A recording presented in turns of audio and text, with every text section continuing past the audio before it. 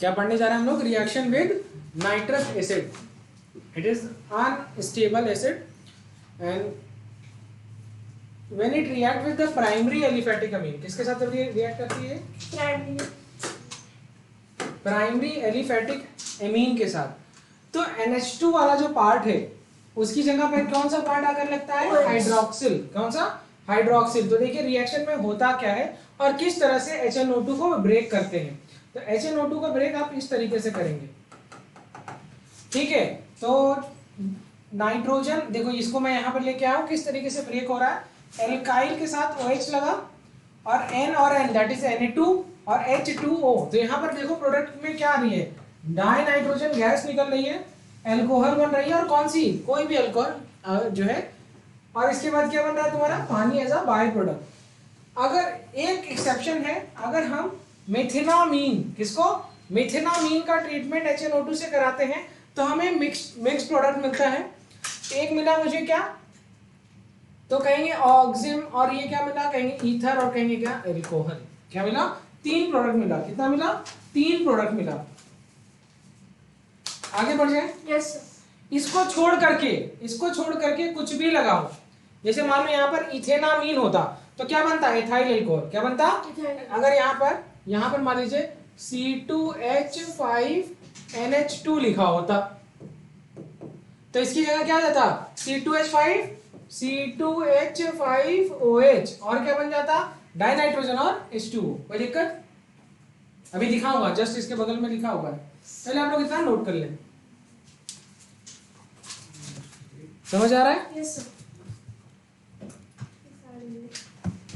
चलिए यहां तक समझ में आ गया।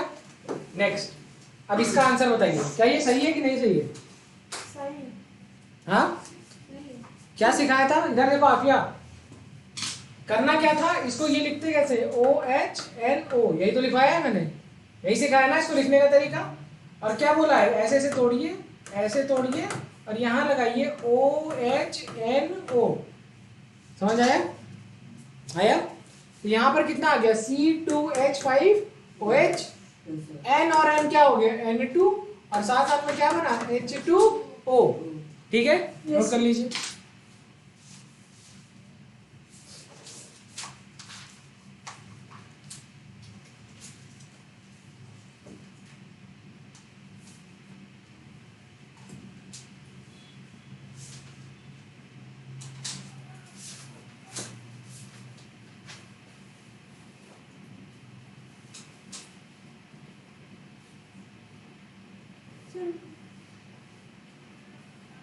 हो गया? यस। चलो अब देखिए हेडिंग डालिए, with primary aromatic amine. Primary aromatic amine like this. अब ये तो एक सबसे बेसिक है, aniline. Primary aromatic amine is aniline. अब पैराटोल्विडीन भी हो सकता है, मतलब बहुत सारी चीज़ें हो सकती हैं, हम आपको यहाँ पे बेसिक से सिखा रहे हैं, ठीक है। अब इसका ट्रीटमेंट आप किससे करा रहे हैं? NaNO2HCl 0 से 5 डिग्री सेल्सियस, या आप कह सकते हैं अगर केल्विन में कहेंगे तो 273 से 278 केल्विन कह सकते हैं ना। हाँ, मतलब 0 से 5 डिग्री सेल्सियस टेम्परेचर। इस प्रोसेस को कहते हैं डायएजोटाइजेशन। क्या कहते हैं? डायएजोटाइजेशन। और यहाँ पर बनता क्या है? Diazonium salt. क्या बनता है? Diazonium salt. ठीक है, यहाँ बनता क्या है? तो this is benzene diazonium chloride. This is benzene diazonium chloride. This is benzene diazonium chloride. ठीक है, नोट करिए। समझ आ गया? चलिए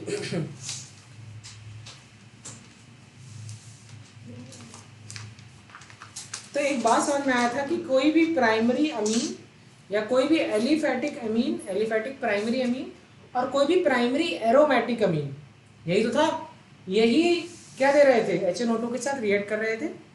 ठीक है, आगे बढ़ते हैं।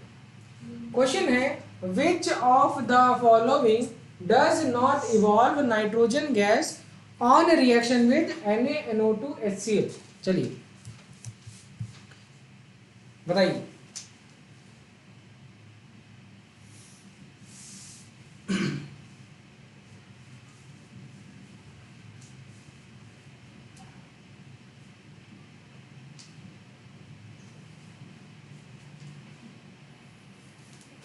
ठीक है। अब देखिए, अभी हम लोगों ने क्या पढ़ा था, ये वाली रिएक्शन ये कौन देता है, प्राइमरी एरोमेटिक एमीन। चलो इसमें से देखिए, इसमें से देखिए प्राइमरी कोई एरोमेटिक एमीन ही देगी रिएक्शन, तो ये कैसी है, ये क्या है, aliphatic primary amine, primary aliphatic amine. क्या है ये, प्राइमरी एलिफेटिक। अरे एल्काइल, यहाँ पे देखो ना ओपन चेन है, एलिफेटिक का मतलब क्या है, ओपन चेन, और एरोमेटिक का मतलब क्या है, क्लोज चेन। ये एलिफेटिक है, ये देगा कि नहीं देगा, नहीं देगा, क्योंकि हम लोगों ने एक बात कही थी कि एरोमेटिक होना चाहिए, वो भी प्राइमरी एमीन। ये देगा कि नहीं देगा, चलो ये है एराइल ग्रुप, कौन सा ग्रुप, एराइल, और ये है एल्काइल।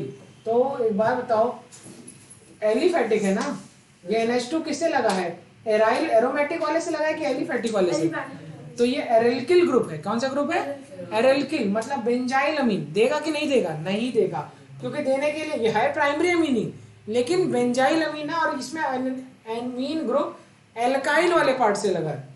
ये देगा कि नहीं देगा, देगा, क्योंकि ये किससे लगा है, डायरेक्ट रिंग से लगा है, तो एरोमेटिक पार्ट से लगा है। क्या, दिस इज प्राइमरी अमीन, और इसको कहते हैं ऑर्थोटोल्विडीन। क्या कहते हैं, ऑर्थोटोल्विडीन, ये देगा, नोट कर लीजिए।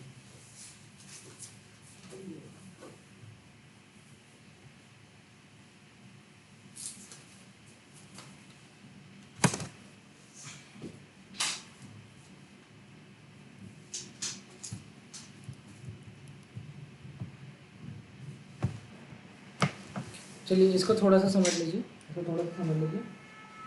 ये अच्छा, एक बात समझिए कि इसमें से क्वेश्चन आया कि कौन सा नाइट्रोजन गैस इवॉल्व नहीं करेगा, क्या नहीं करेगा, नाइट्रोजन गैस कौन इवॉल्व नहीं करेगा। आंसर सही है, सब कुछ सही है, पर इसके पीछे का रीजन क्या है, मतलब क्या एलिफेटिक प्राइमरी एमीन रिएक्ट नहीं करेगा, करेगा। अभी आप लोगों ने इसके पहले NO2 और HCl के साथ किया था, इसमें नाइट्रोजन गैस रिलीज हो रही थी, क्या हो रही थी, रिलीज हो रही। अभी तो आप लोगों ने किया है, ऐसा नहीं है कि आपको ये मत सोचिए कि ये नहीं किया है। ये देखिए एलिफेटिक प्राइमरी एमीन है और यहाँ पर देखिए रिएजेंट सेम है ना, और आपका जो प्रोडक्ट बन रहा है उसमें नाइट्रोजन गैस निकल रही है ना। और एरोमेटिक के केस में किसी भी तरीके की नाइट्रोजन गैस नहीं निकल रही है। इसीलिए हम लोग प्राइमरी एरोमेटिक अमीन की बात कर रहे थे, क्योंकि मुझे लग रहा था कि कुछ बच्चे इसको इग्नोर कर रहे हैं, इसलिए मैं आपको बता दे रहा हूँ। तो इसमें नाइट्रोजन गैस निकल रही है, तो इसलिए ये नहीं होगा। डज नॉट पूछा है एग्जाम में, इस चीज का बहुत ध्यान रखिएगा कि पूछ क्या रहा है, राइट।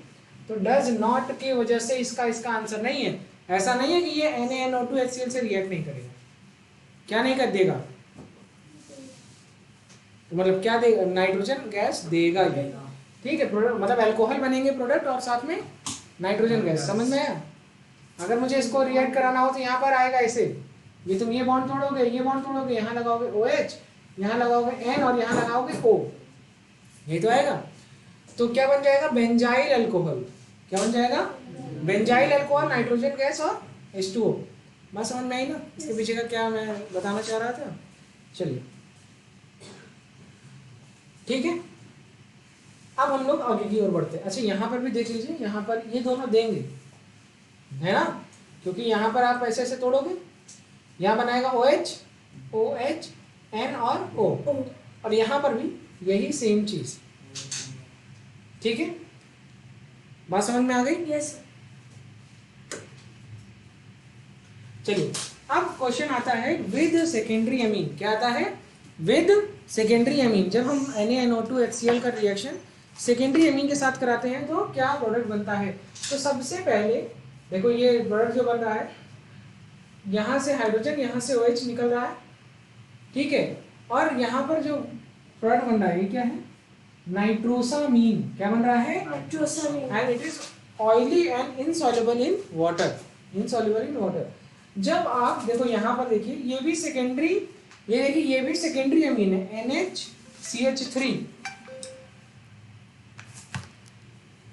सर क्लास में हूँ,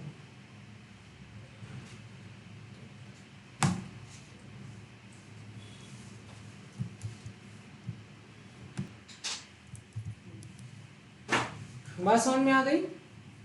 तो ये है सेकेंडरी अमीन और यहाँ पर क्या बना, नाइट्रोसामीन। अब आप यहाँ पर देख रहे हैं तो ये देखो एक तरफ क्या लगा है, एराइल ग्रुप। तो इसका मतलब जब मैं लिखता हूँ सेकेंडरी अमीन तो मैं एलिफेटिक अमीन की भी बात करता हूँ और एरोमेटिक की भी बात करता हूँ, इसीलिए मैं इस तरीके से लिख भी रहा हूँ ताकि आपको जो है कोई भी डिसीजन लेने में आसानी हो, राइट। तो यहाँ पर जो प्रोडक्ट बना वो क्या बना, अब यहाँ से हट गया। अब ये NO कहाँ जाएगा, ये आएगा, मतलब बन कैसे रहा ये समझिए, ऐसे बन रहा होगा N, ऐसे ही कुछ बन रहा होगा है ना, तभी तो वहां प्रोडक्ट बना है। देखिए तो समझ में आया कि नाइट्रोसामीन कैसे बना, नोट कर लिए, सब नोट कर लिए हो, बहुत तेज चल रहा है। एक और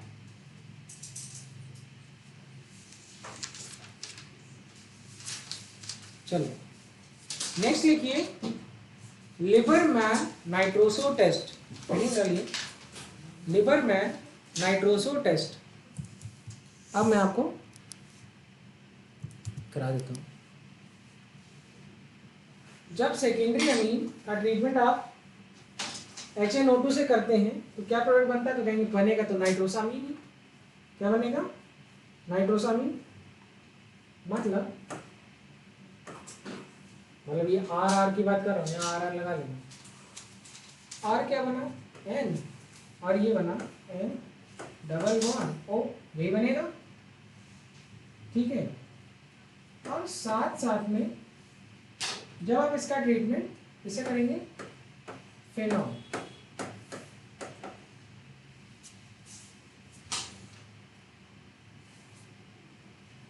इन presence of concentrated sulphuric acid, यहाँ पर आएगा red colour, red colour appear होगा। और अगर आप लंबे समय तक रख दोगे और long standing, this will change into blue colour, this red color will change into blue color।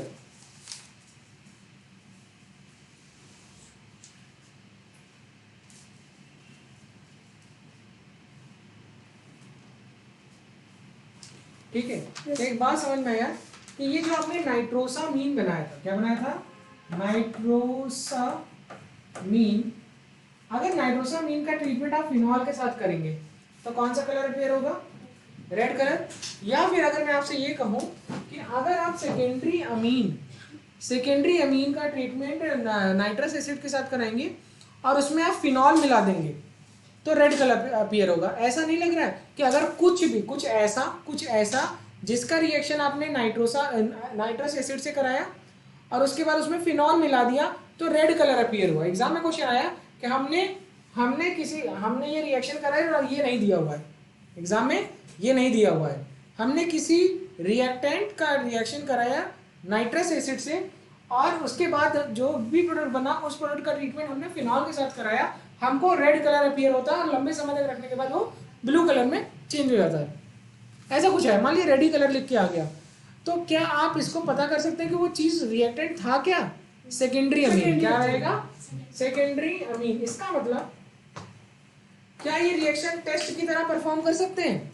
अगर हम लोग नाइट्रोसामीन को एक रिएजेंट है उसको एक स्पीशीज के साथ रिएक्ट करा और हमको रेड कलर अपीयर हुआ, वो क्या होगा, तो कहेंगे फिनॉल होगा, फिनॉल होगा। अगर हम नाइट्रोसामीन का टेस्ट रिएक्शन फिनॉल के साथ कराते तो कौन सा कलर अपीयर होगा, रेड कलर। इसका मतलब ये एक टेस्ट भी तो है। तो लिखो it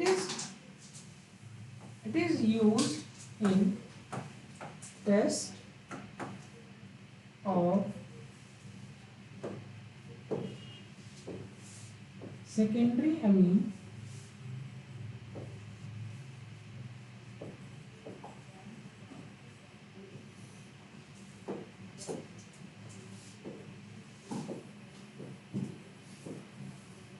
as well as phenol। Note करिए, चलिए हेडिंग डालिए, reaction with tertiary amine, reaction with tertiary amine. आगे बढ़ जाओ। Yes reaction with tertiary amine. चलिए, when tertiary amine is treated with nitrous acid will form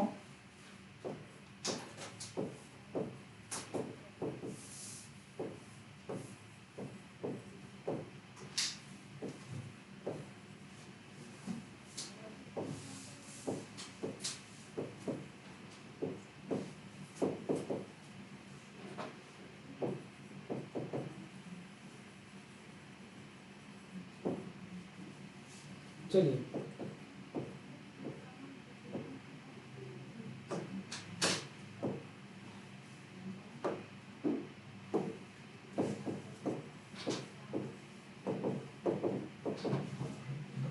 इन सब का ट्रीटमेंट अगर हम जैसे अभी हमने शुरू ही किया था यहाँ से प्राइमरी एलिफेटिक अमीन, उसके बाद हम लोगों ने किया था प्राइमरी एरोमेटिक अमीन बनाया था।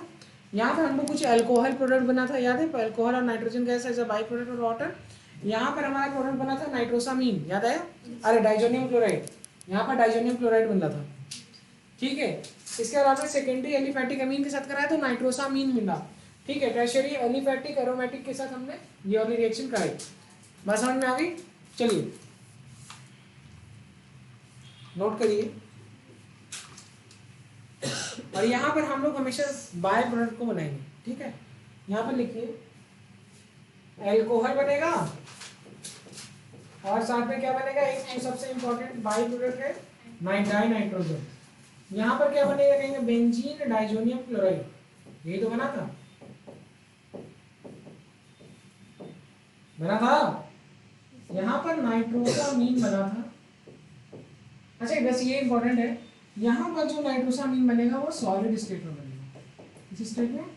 और यहाँ पर सेकेंडरी है ना, यहाँ पर जो नाइट्रोसामीन बनेगा वो लिक्विड, उसका फेज क्या होगा, लिक्विड। दोनों ही जगह प्रोडक्ट नाइट्रोसामीन ही बन रहा है, नाइट्रोसामीन, लेकिन कैसा, लिक्विड। आप कैसे बना सकते हैं,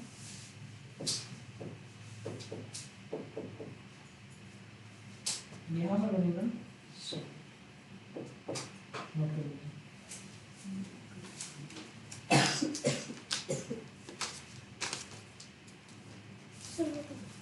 हो गया नोट, जल्दी नोट करें।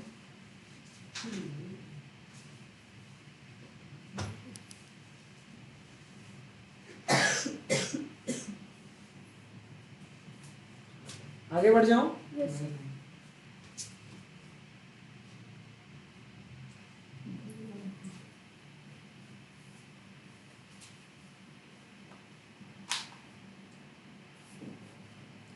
ठीक है,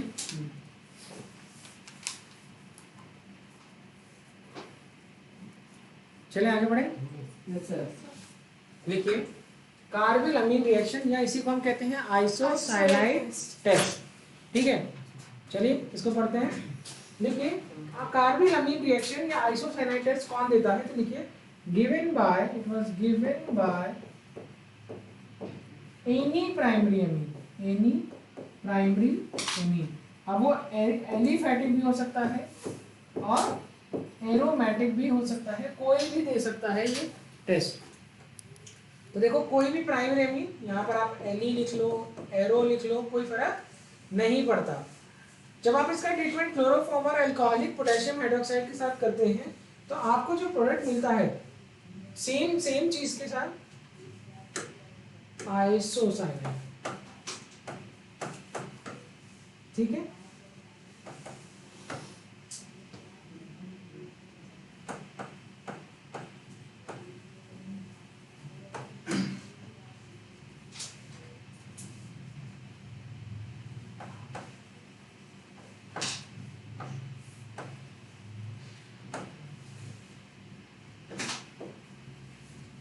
It is bad smelling compound, ठीक है। yes. लिखिए ये कैसी रिएक्शन है, it is electrophilic substitution reaction and electrophile is CCl2 डाइक्लोरोकार्बीन। क्या, डाइक्लोरोकार्बीन। चलिए यहाँ पर कुछ रिएक्शन दी हुई है, क्या आप लोग प्रोडक्ट बना पाएंगे? हाँ,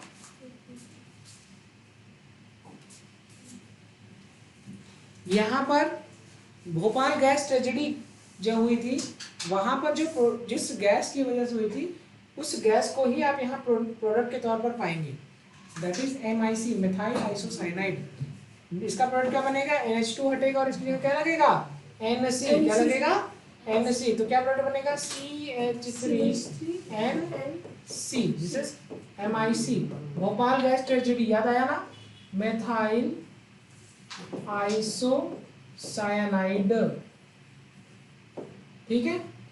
तो ये क्या बनेगा, बनाए प्रोडक्ट,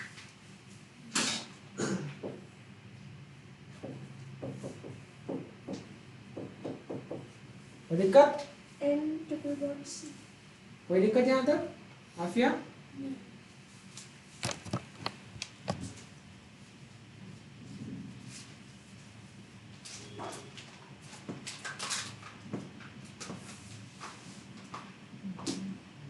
चले क्वेश्चन दे।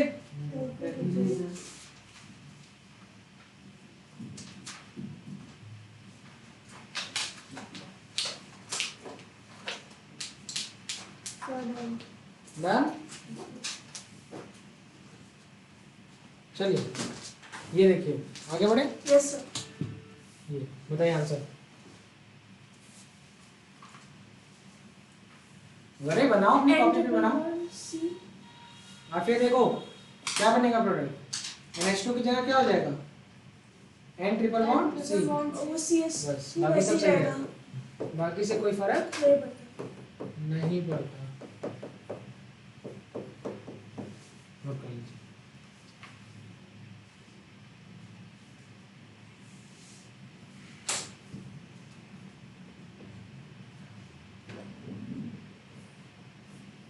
चलिए अब हम लोग पढ़ने जा रहे हैं एसाइलेशन या एसीटाइलेशन। क्या पढ़ने जा रहे हैं, एसाइलेशन या एसीटाइलेशन।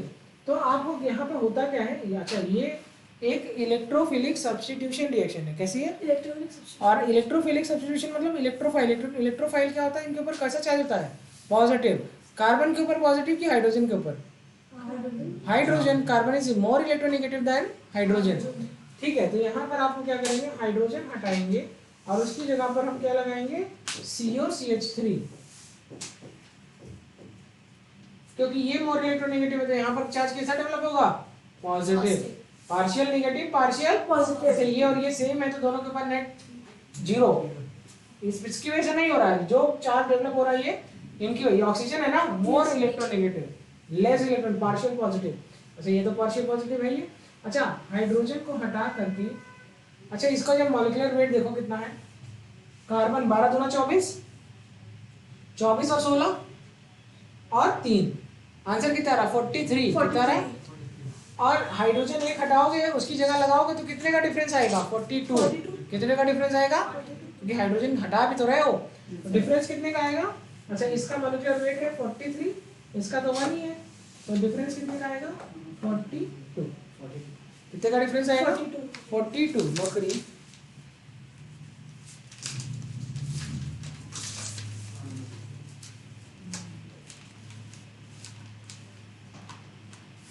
ठीक है।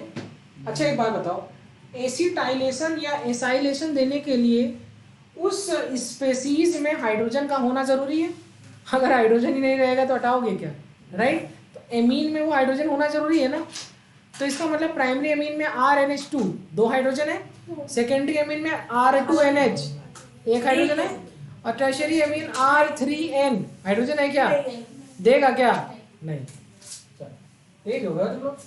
तो नंबर ऑफ एमीन ग्रुप कैसे निकालेंगे, difference in molecular weight upon 42, ठीक है। चलिए अब देखते हैं कौन देगा, बताओ इसमें से कौन कौन देगा, ये टेस्ट एसिटाइलेशन या एसाइलेशन कौन सा पॉसिबल है, ये देगा फर्स्ट, सेकंड देगा, फोर्थ और देगा, ठीक है। क्यों नहीं देगा, बिकॉज बोलो it has no acidic hydrogen, कहते हैं ना। कैसे याद करते हैं, अच्छा कभी भी डर है क्या, एक तरीका सिखाया था, triple bonded carbon oxygen nitrogen और सल्फर, यही सिखाया था ना। इनसे लगी हुई हाइड्रोजन इज एसिडिक हाइड्रोजन। अच्छा इसका मतलब नाइट्रोजन से लगी हुई हाइड्रोजन, यहाँ पे 2 एसिडिक हाइड्रोजन है, एक एसिडिक हाइड्रोजन है, एक और नहीं है 2 है, समझ में आया। चाहे ट्रिपल बॉन्डेड कार्बन से लगी हुई हाइड्रोजन हो, चाहे नाइट्रोजन से लगी हुई हाइड्रोजन हो, चाहे ऑक्सीजन से लगी हुई हाइड्रोजन हो, चाहे सल्फर से लगी हुई हाइड्रोजन, इनको क्या कहते हैं, एसिडिक हाइड्रोजन कहते हैं। कंस मामा याद रखना, माफ कीजिएगा। हाँ ठीक है, आगे बढ़ जाओ।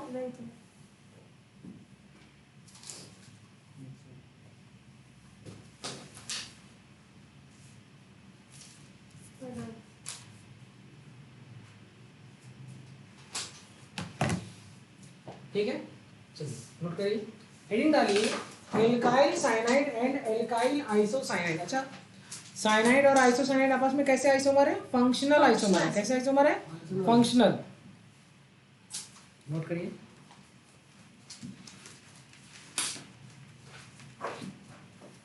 जिस स्पीड से हम लोग पढ़ रहे हैं मुझे लग रहा है चैप्टर खत्म हो जाएगा।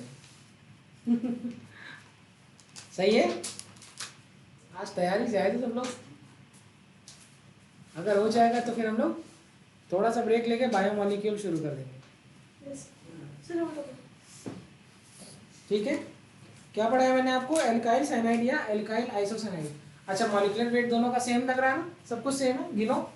एक आर एक सी एक एन, एक आर एक एन एक सी, तो आपस में क्या है? Functional isomer. मॉलिक्यूलर वेट जब सेम होता है तो जो है केवल स्ट्रक्चर में डिफरेंस होता है तो क्या कहते हैं? Functional isomer. ठीक है, तो इसी तरीके से अच्छा, this is special type of functional isomerism, इसको कहते हैं टॉटोमेरिज्म। क्या कहते हैं? Tautomerism is also a special type of functional isomer. तो HCl और HNC बोथ आर टॉटोमर्स। क्या है? It is a special type of functional isomerism. ठीक है, अब एग्जाम अब जो मैं अगला चीज पढ़ाने जा रहा हूं आपको बहुत इंपॉर्टेंट है। क्या है? बहुत इंपॉर्टेंट है। बहुत इंपॉर्टेंट इसलिए है कि जितनी 5 रिएक्शन है यही आएगी, इसके अलावा आएगी नहीं, मतलब इसके अलावा होती ही नहीं है। समझिए, साइनाइड की आपके सिलेबस में इसकी ज्यादा से ज्यादा आएगा नहीं, जितना बता रहा हूँ उतना ही आएगा। एमीन्स में अभी तक जितना पढ़ाया उतना ही एग्जाम में आएगा, ये तय है। एल्कोहल में जितना पढ़ाया, कार्बोनिल में जितना पढ़ाया, एसिड में जितना पढ़ाया, उसके बाहर आएगा नहीं, डैम श्योर। यूजेस आ सकते हैं, यूजेस अभी मैं जब एनसीईआरटी लाइन बाय लाइन कराऊंगा तो सिखा दूंगा। एनसीईआरटी सबके पास है?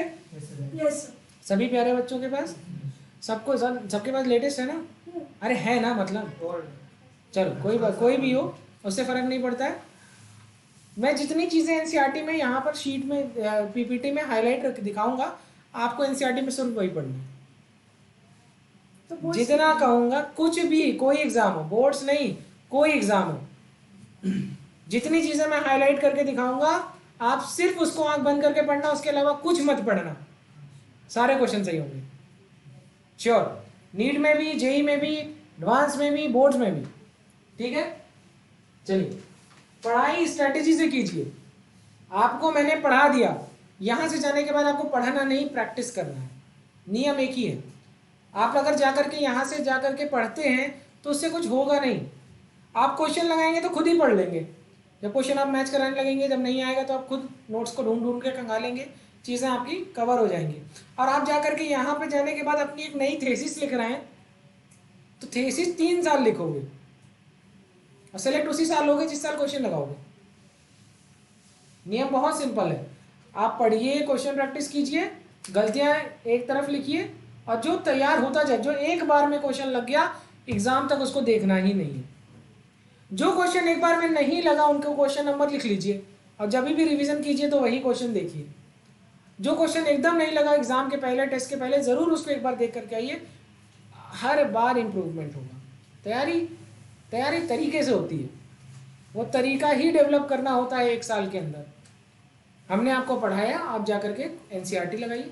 सबसे पहले शुरुआत किया करिए मॉड्यूल उठा करके। मॉड्यूल आपने खत्म कर लिया, एनसीईआरटी के क्वेश्चन लगाइए, थ्योरी छोड़ दीजिए, बाकी जितने भी क्वेश्चन से लगा डालिए, इन टेक्स्ट से लेकर के, एग्जाम्पल से लेकर के, और आप एक्सरसाइज से लेकर, इसके बाहर नहीं आएगा। जो मैं बोल रहा हूँ वही पेपर है, इससे ज़्यादा बाहर आएगा नहीं। इसीलिए हम लोग जो पढ़ाते हैं और हर साल 30 क्वेश्चन 25 क्वेश्चन क्यों मैच करता है? मैच करने का रीज़न यही होता है कि हम वही पढ़ाते हैं जो एग्जाम में आता है। मैं आपको सीधा टू द पॉइंट बता रहा हूँ, पेपर यहीं से सेलेक्ट होगा। प्रीवियस ईयर पकड़ लीजिए, किसके किसके पास प्रीवियस ईयर नहीं है? एक ही प्रीवियस ईयर सब लोग लीजिए, क्योंकि जब हम रिवाइज कराएं तो फिर उसी से आप लोग कवर कर लीजिए। जिसके जिसके पास नहीं है बता दीजिएगा, एक कोई भी आ जाएगा यहाँ पर दे जाएगा, ठीक है। अब वैसे आपकी स्टडी मटेरियल में ऑलरेडी है, सब कुछ है, ठीक है। तो अब वो बात है, क्योंकि अब रिवीजन शुरू होने वाले हैं कुछ समय से, और जब रिवीजन शुरू होगा तो सिलेक्शन शुरू होगा।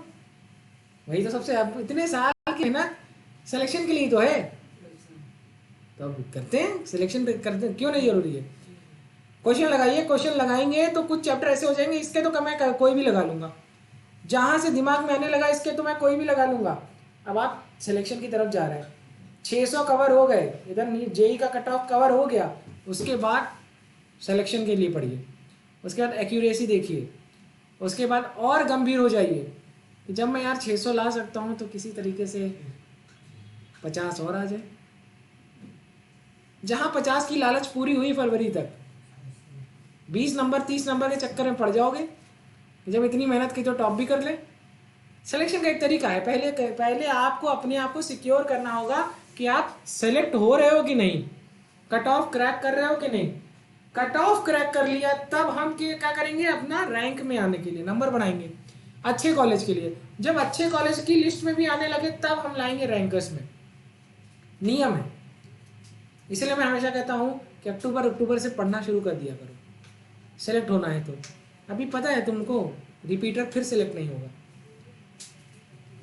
अभी इतने रिपीटर बैठे हैं जो फॉर्म आने के बाद होश में आते हैं। अभी 90% रिपीटर सो रहा है, जा देख लेना। 90% रिपीटर क्यों सेलेक्ट नहीं होता, उसके पीछे का कारण है रिपीटर सो रहा है।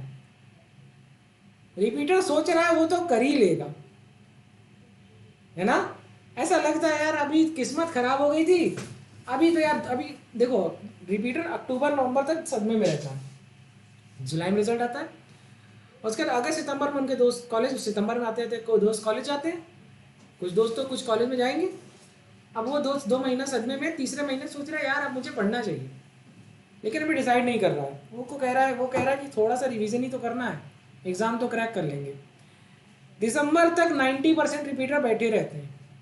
दिसंबर के बाद वो जब उनको होश आता है, जब पहली बार फॉर्म भरते हैं तो पहली बार किताब खुलती है। अब जनवरी फरवरी मार्च, अब उनको क्वेश्चन भी लगाने हैं। हाँ मेरी बात समझिए, उनको अब टेस्ट सीरीज उस समय क्या चल रही होती है, मॉडल टेस्ट सीरीज चल रही होती है। जहां भी वो ज्वाइन करेंगे, जितने भी चैप्टर वाइज टेस्ट सीरीज सब खत्म हो गए। अब तुमने दिसंबर के बाद 30-20 दिसंबर को तुमने किताब खोली है, 1 जनवरी को तुम पहला चैप्टर पढ़ रहे हो और 10 जनवरी को मॉडल टेस्ट है टेस्ट सीरीज में। पहला झटका उसको वहीं लगेगा, नंबर तो कमाएंगे। फिर वो क्या करेगा, फिर दूसरा टेस्ट 15 दिन बाद 20 दिन बाद देगा, फिर उसको झटका लगेगा, तो 2-3 झटके लग जाएगा, फिर वो पेपर देना छोड़ देगा, कहेगा हम अपने हिसाब से तैयारी कर रहे हैं। और फिर वो नोट्स कब बनाए ढूंढेगा, अपने क्वेश्चन प्रैक्टिस करेगा। क्वेश्चन प्रैक्टिस सोचो, तुम 3 महीने के अंदर कितने क्वेश्चन लगा लोगे। 100 चैप्टर है, 98 चैप्टर्स हैं टोटल, अब तो कुछ रिड्यूस हो गए, मैं मान ले रहा हूँ 90 का एवरेज मान ले रहा हूँ। 90 चैप्टर के 100 क्वेश्चन भी लगा लो। एक दिन में मैक्सिमम कितने लगा लेते हो, 150, 50 तीनों का ना।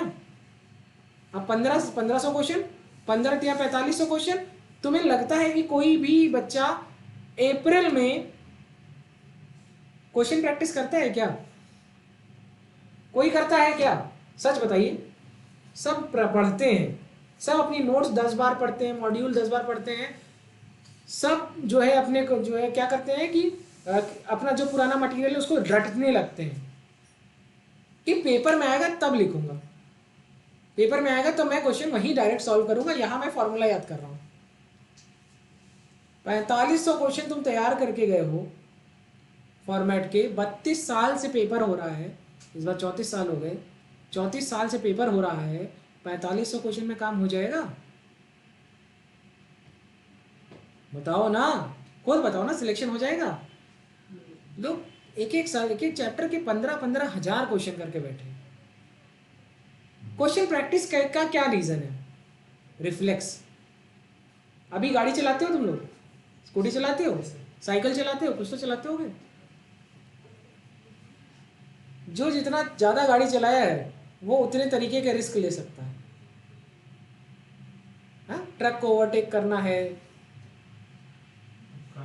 कार को ओवरटेक करना है, बाइक को ओवरटेक करना है, कौन कॉन्फिडेंट होता है ट्रक को ओवरटेक करने के लिए? प्रोफेशनल नहीं, जिसने कम से कम ज़्यादा से ज़्यादा गाड़ियाँ चलाई हो, हाईवे का एक्सपीरियंस जिसके पास हो, हाँ, जिसको गैप के बीच में पता होगी कितने गैप के बीच में मेरी गाड़ी इतनी स्पीड में कट से निकल जाएगी जब तक वो ट्रक टच करेगी। आज भी आलम ये होता है, कभी अगर बाइक चला रहे हैं और ट्रक आ रही, मुझे पता है कि कितनी देर में मुझे यहाँ से खिसक लेना है, कट लेना है। अभी एक दिन क्या था, मैं बाइक चला रहा था, अभी एक दिन का सीन है, मैं हॉस्पिटल जा रहा था, मैं लेट हो रहा था और एक लेन पूरी बंद कर दी गई थी। अभी मैराथन हो रहा था यूपी में, लखनऊ में, और एक ही लेन पे दोनों गाड़ियां जा रही थी।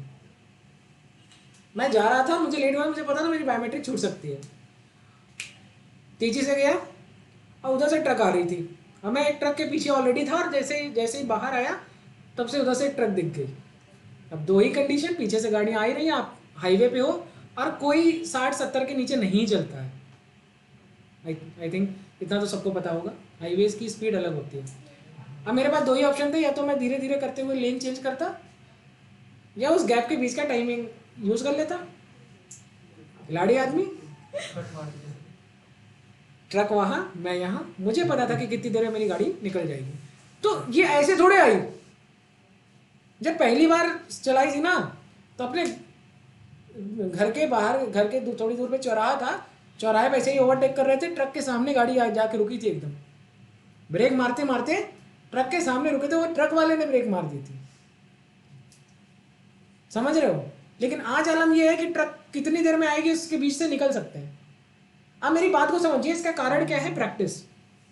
मतलब कितनी बार उस तरीके की ड्राइविंग करी होगी तब तो निकल जा रहे हैं। तो यही सबसे बड़ी बात होती है कि कितनी बार आप किस तरीके के शब्दों से गुजरना। एक्चुअली क्या है, सिनोनिम्स का बड़ा खेल है। कोई हमसे सीधे पूछ ले कि प्रश्नोत्तर कहाँ है, अब कोई पूछे सावन सर जहां पढ़ाते हैं, अब तो थोड़ी देर के लिए घूम जाओगे ना। प्रश्नोत्तर कहाँ है, आपको पता है प्रश्नोत्तर जाना भैया, अरे वो वहां उस कोचिंग में जाना जहां सावन सर पढ़ाते हैं। तो थोड़ा सा चेंज हुआ ना, कुछ बच्चे तो नहीं जान जाएंगे, जूनियर को पता ही नहीं चलेगा अरे सावन सर कहाँ पढ़ाते हैं। तो कहने का मतलब क्या है कि कई तरीके के क्वेश्चंस, जो शब्दों का खेल है, एक्टिव पैसिव डायरेक्ट इनडायरेक्ट, जब आप उसको देखेंगे क्वेश्चन आसान होता है। क्वेश्चन का मतलब, जब कभी भी सोल्यूशन देखते होगे तो लगता होगा अरे यार गलती हो गई, इतना बेसिक था मैं कर नहीं पाया। वो बेसिक नहीं था, वो बेसिक 1 मिनट में तुम उतना ही कर ही सकते हो, उससे ज़्यादा तुम कर भी नहीं पाओगे। तो पेपर भी इसी तरह बनाया जाता है कि 1 मिनट में सॉल्व हो जाए, कैलकुलेशन भी इतनी टफ होती है कि 1 मिनट में सॉल्व हो जाए। ठीक है, तो वैरायटी ऑफ क्वेश्चन देखना बहुत ज़रूरी है, आप लोग उस पर ध्यान दीजिए। पढ़ के जाइए, प्रैक्टिस कीजिए, पढ़ के जाइए, प्रैक्टिस कीजिए। ज़्यादा से ज़्यादा बार किताब देखेंगे, गलतियों से बिल्कुल मत घबराइए, गलतियां ही इंसान को बेहतर बनाती हैं। खूब गलती करिए, दिन भर गलती करिए, 50 में 50 क्वेश्चन गलत करते हैं। पहले मैं बोलता था कि 50 में 49 गलत करिए, अब मैं बोलता हूँ 50 में 50 गलत कीजिए। कम से कम 50 रीड तो करेंगे 50 मिनट में, सिखाएंगे हम, मेरा काम है सिखाना। तो उस पर जरा ध्यान दीजिए। अब आप सिलेक्शन पे ध्यान दीजिए, अभी से इतना पर्याप्त टाइम है कि आप सेलेक्ट हो सकते हैं। और जो बच्चे पहले से पढ़ रहे हैं वो सेलेक्ट क्या है, वो टॉप कर सकते हैं, उनके पास टॉप करने का मौका है। जो अभी से पढ़ना चाहेगा वो सेलेक्ट हो जाएगा। 620, 630, 640 लाओ, क्या दिक्कत है, आएगा। लेकिन आप बिना डरे क्वेश्चन करो, बिना डरे। 1 मिनट में लगा तो लगा, नहीं तो आगे। और तुक्का नहीं मारना है, ये नियम रखिए। आंसर आएगा तो टिक मारूंगा, नहीं आएगा तो आगे बढ़ूंगा। ठीक है, 1 मिनट के अंदर डिसीजन लीजिए। 1 मिनट के डिसीजन से दिमाग 1 मिनट का हो जाएगा। कोई भी डिसीजन जो तुम लंबे समय में लेते हो, उस डिसीजन को वो शॉर्ट में लेगा। कर पाए तो कर पाए, नहीं कर पाए नहीं कर पाए, चलो आगे बढ़ते हैं। ये हैबिट डालिए, ठीक है।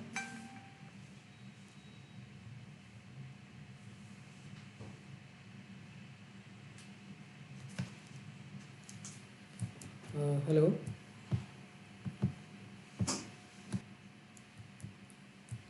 ठीक है, चलिए आगे बढ़ते हैं। तो ये है, लिखिए सबसे पहले लिखिए साइनाइड। साइनाइड की यही 5 रिएक्शन आपके सिलेबस में है, आपके एग्जाम में यहीं तक आती है। ठीक है, तो देखो लिथियम एल्यूमिनियम हाइड्राइड हो या sodium plus ethyl alcohol, that is Mendius reaction. अच्छा ये रिडक्शन है, क्या है? रिडक्शन, ठीक है। एंड SnCl2 और HCl in presence of steam, so this is Stephen's reduction, this is Mendius reaction. And hydrolysis in presence of परहाइड्रॉल, ठीक है, water plus H plus OH minus. Note करिए, फिर मैं आपको सिखाता हूँ, ठीक है। तो ऊपर वाला इज कंप्लीट हाइड्रोलिसिस या ऑक्सीडेशन आप कह सकते हैं, second is partial hydrolysis, third is Mendius reaction and fourth is Stephen's reaction. मतलब third reaction is complete reduction and last one is partial reduction, ठीक है। This is complete reduction, this is partial reduction. Note कर लीजिए।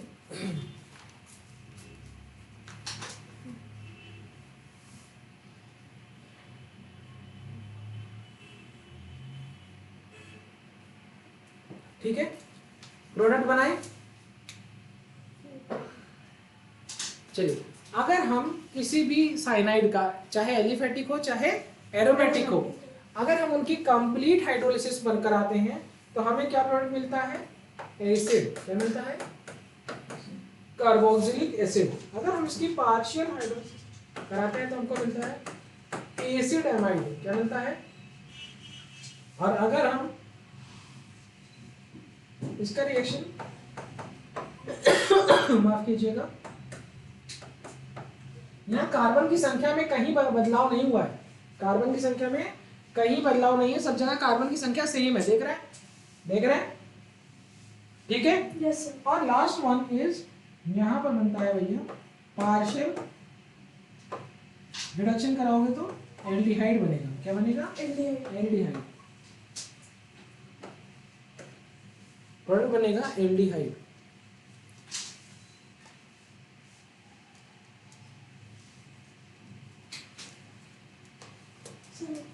ठीक है, सबने लिख लिया? नोट कर लीजिए। इन तीनों में से कोई भी जो है रिएजेंट यूज करेंगे रिडक्शन ही होगा, ठीक है।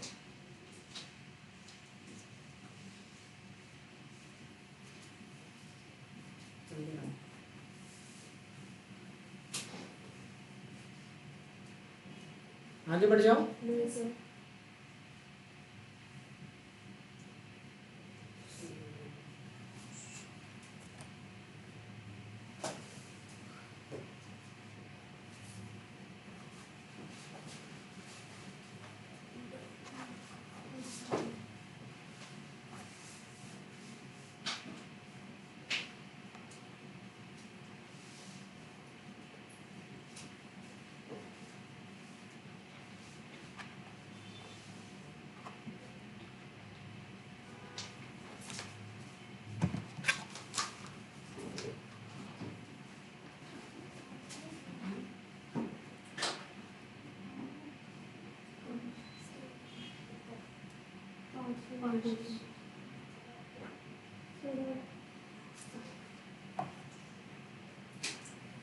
क्या मैं आगे बढ़ जाऊं?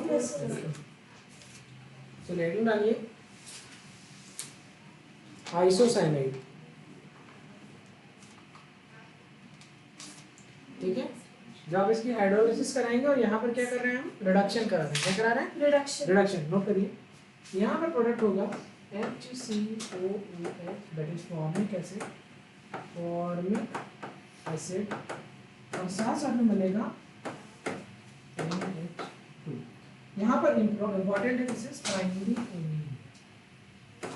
मतलब दिस कार्बन, इस कार्बन, ये कार्बन किसमें कन्वर्ट हो रहा है? फॉर्मिक एसिड, और बचा हुआ पार्ट इज NH2। समझ में आया बात? ठीक है।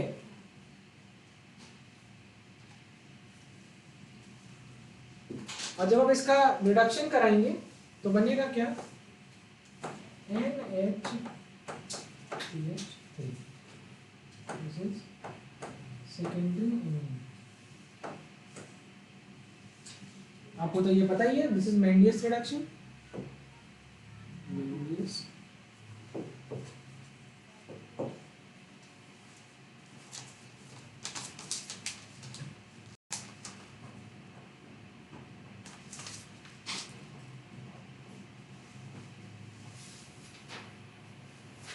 ठीक है, यस सर।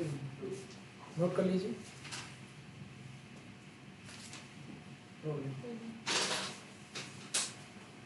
चलिए ये क्वेश्चन बताइए, साइनाइड है, साइनाइड वाला देखिए आखिरी रिएक्शन पढ़ाई है आपको, स्टीफेंस रिडक्शन। देखिए देखो है, यस सर। तो यहाँ पर प्रोडक्ट क्या बनेगा देखो,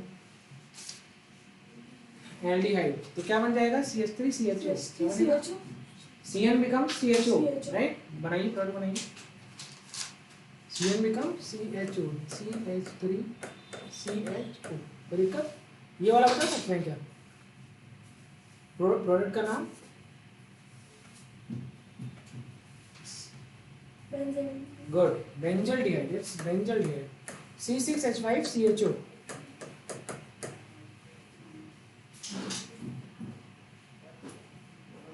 चलिए अब इस रिएक्शन की हम लोग मैकेनिज्म पढ़ने जा रहे हैं। क्या पढ़ने जा रहे हैं? Mechanism. Mechanism.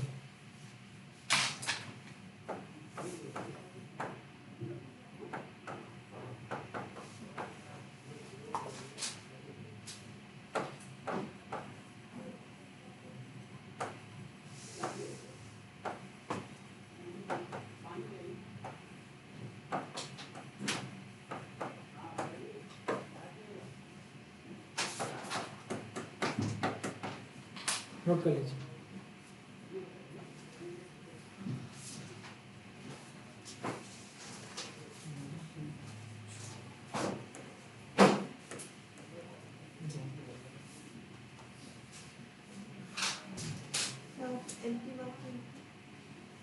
H dot HCl।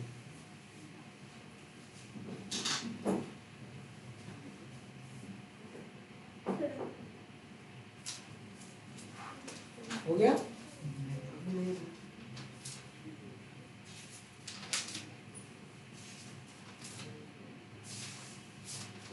ये बहुत पढ़ना है। हो गया।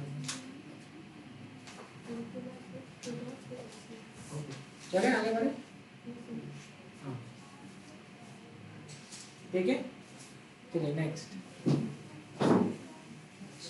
हेडिंग डालिए, benzene diazonium chloride, benzene diazonium chloride. तो अब ये प्रोसेस ही सीख लेना था, डाइजोटाइजेशन डाइजोनियम क्लोराइड। यहाँ पर this is benzene diazonium chloride. अच्छा ऐसा ही कुछ, दिस इज प्राइमरी एलिफैटिक अमीन ना, प्राइमरी एलिफैटिक। कुछ याद आया? सबसे पहले शुरुआत आज इसी टॉपिक से की थी। 1 डिग्री एलिफैटिक। तो क्या बनेगा?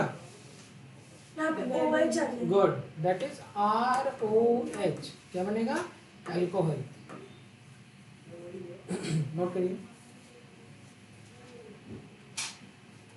ठीक है।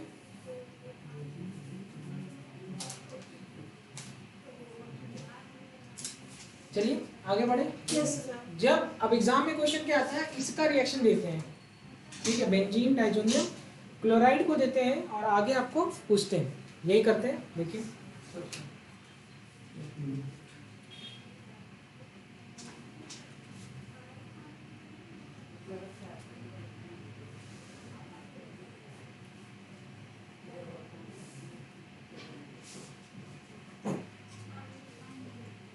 ठीक है, सावन साइड हो जाओ। हाँ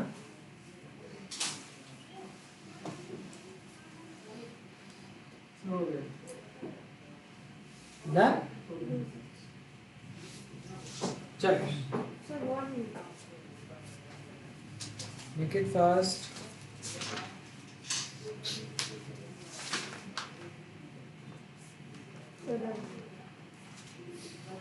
अब देखिए यहाँ पर 3 अलग अलग रिएजेंट हैं और इन रिएजेंट का यूज करेंगे। अगर हम बेंजीन डाइजोनियम सॉल्ट से हम रिएक्ट कराएंगे तो हमें क्या प्रोडक्ट मिलेगा। तो हमारा जो पहला प्रोडक्ट है दैट इज क्लोरोबेंजीन। क्या मिलेगा? क्लोरोबेंजीन। और हमें मिलेगा डाइनाइट्रोजन। दूसरा product is this Sandmeyer reaction, bromobenzene.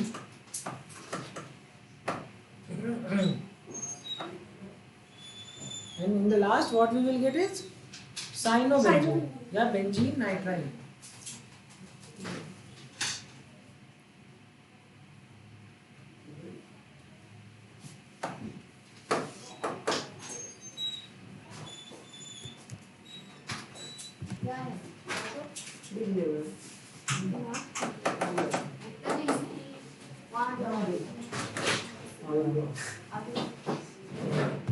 Yes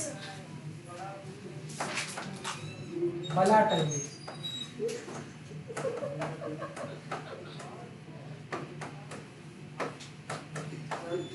ठीक है। साइनोबेंजीन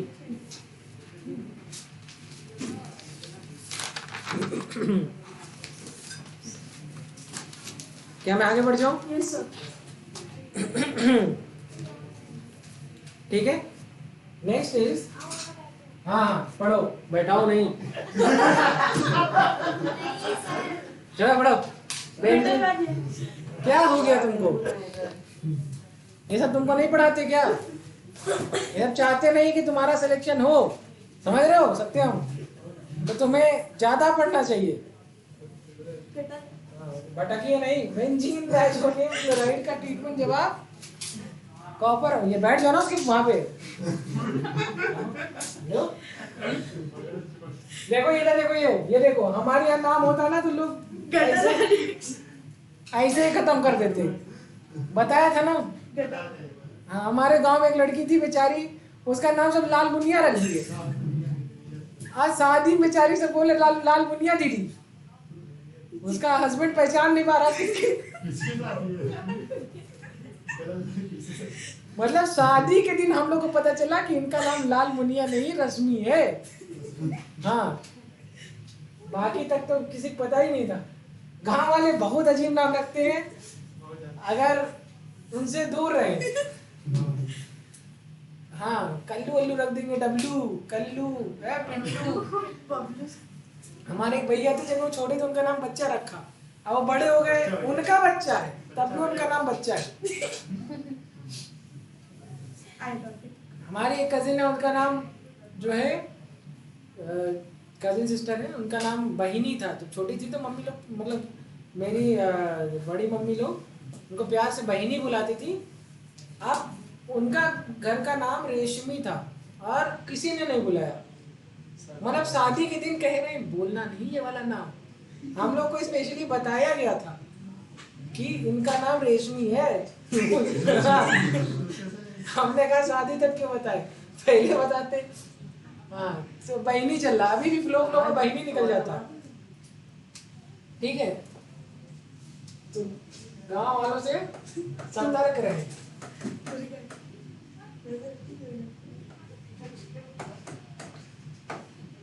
जो आदमी, जैसे जो बच्चा समय से पहले समझदार हो जाता है, गांव में बताते हैं कैसे, उसको सब बुढ़ाऊ बुलाते हैं। समझ रहे? हाँ, मतलब जो बच्चा समझदारी वाली बात करता है या ऐसे काम लेता, कहते देखा बुढ़ाऊ आई गए। हाँ, नहीं बुढ़ाऊ मतलब बुजुर्ग।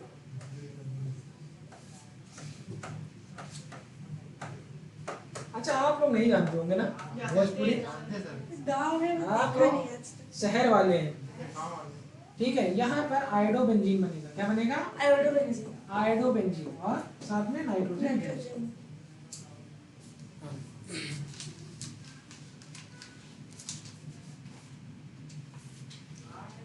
राम खिलावन।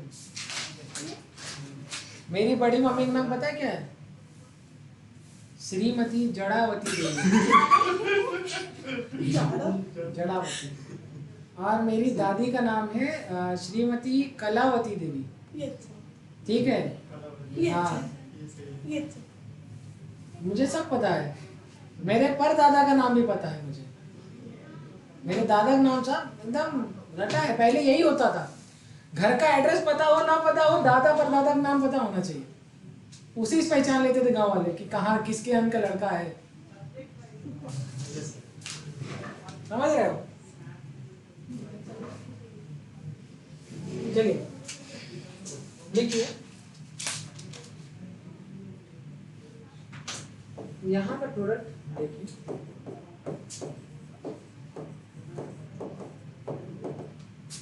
ठीक है, अब यहाँ से दो रिएक्शन और नई जो है बनती है। देखिएगा, दिस इज बेंजीन डाइजोनियम टेट्राफ्लोरोबोरेट। नाम लिख लीजिए, बेंजीन डाइजोनियम टेट्राफ्लोरोबोरेट। टेट्राफ्लोरोबोरेट, बेंजीन डायाजोनियम। अच्छा चार फ्लोरीन है ना, टेट्रा फ्लोरोबोरेट।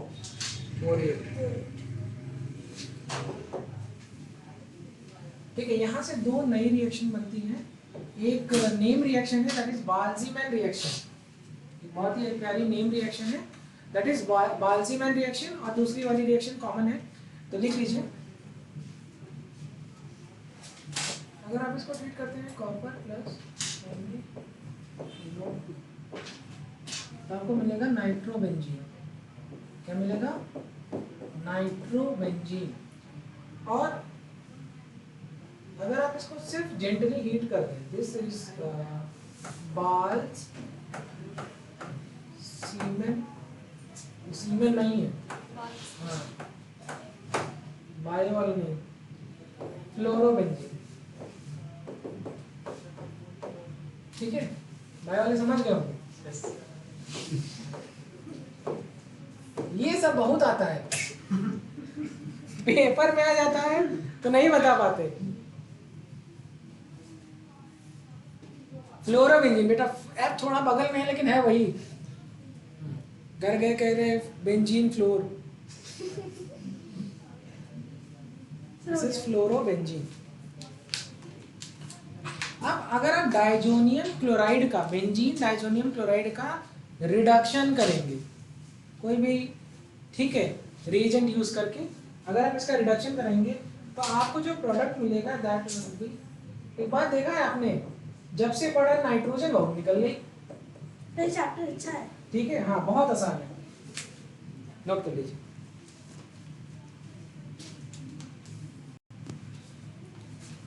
अब आ रही है एक ऐसी चीज जिसको आप बालों पे भी लगाते हैं, जिसको आप कपड़ों में भी लगाते हैं, दैट इज डाई। बाल में डिटर्जेंट लगाती हूँ बालों में।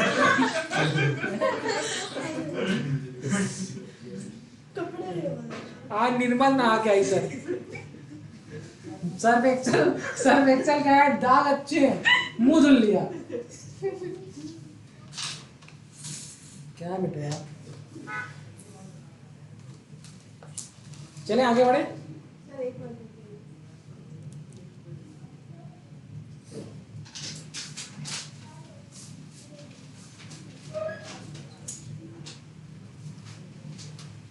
लो बेटा तुम,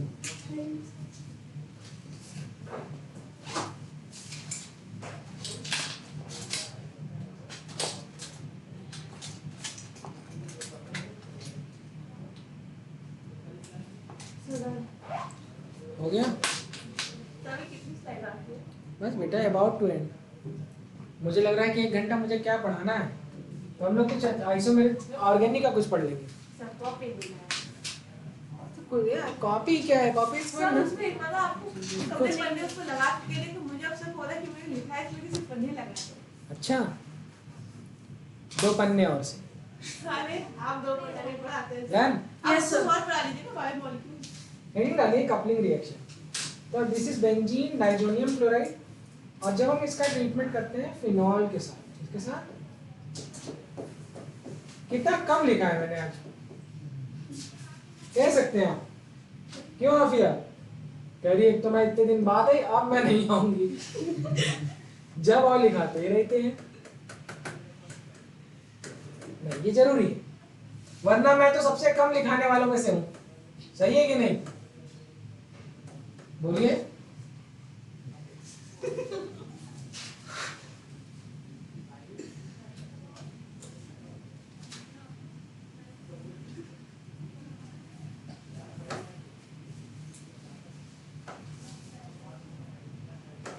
अच्छा 2 नाइट्रोजन के बीच में ट्रिपल बॉन्ड, यस सर।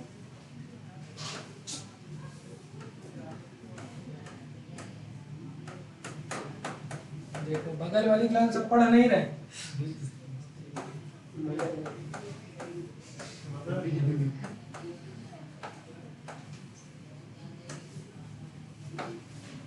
अपने घर की बात बता, देख रहे हो।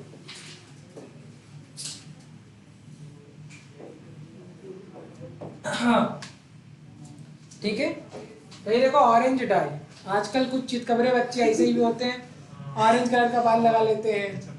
हाँ, छपरी नहीं, अरे कुपोषण बेचारे।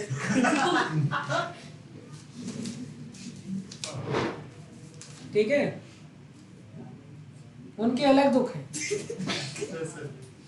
उनको भी घर बार बेच के केटीएम खरीदनी है। हैं? केटीएम केटीएम केटीएम नहीं जानते? एक बीघा बेच के आ जाए। 1 बीघा बेच के केटीएम खरीदते हैं। हम नहीं। पेट्रोल के लिए दूसरों की चेन छीनते हैं। पेट्रोल लगाने के लिए लोगों बेचारों से बगल में जा रहा आदमी सोना पहनना छोड़ दिया, सुनार के अभी ये मारे जा रहे हैं, नकली लेके चले जाते हैं जेवर।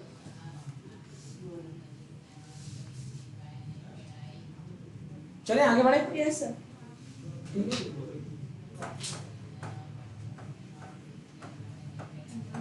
ये जिस बच्चे की आवाज आ रही है, ये बच्चा जैसे जब क्वेश्चन पूछो तो इसके बाद गया तब अरे ऐसा लगता है कि आपने पाप कर दिया। आप मतलब आदमी टीचर को अपने ऊपर शक हो रहा होता है कि पढ़ाया भी है कि नहीं। ये कहीं इससे भी जूनियर बैच का तो नहीं है। हाँ, ऐसे बड़ी चटर चटर आवाज आती है।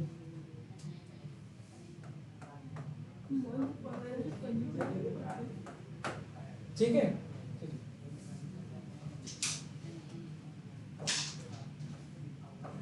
लेकिन बच्चे में कॉन्फिडेंस बहुत है।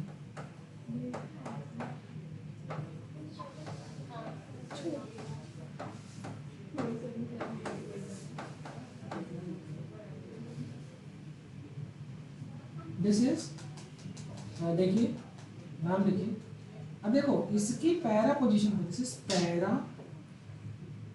Amino azo benzene. देखो this is para amino azo benzene, this is azo benzene, और इसके पैरा पोजीशन पर क्या लगा है? Amine group. तो पैरा एमिनो एजो बेंजीन, और ये कलर इसका होता है येलो। येलो कलर तो है मेरे पास, दिस इज येलो डाई। किस कलर की है? येलो है। Yellow die. नोट लिख लीजिए।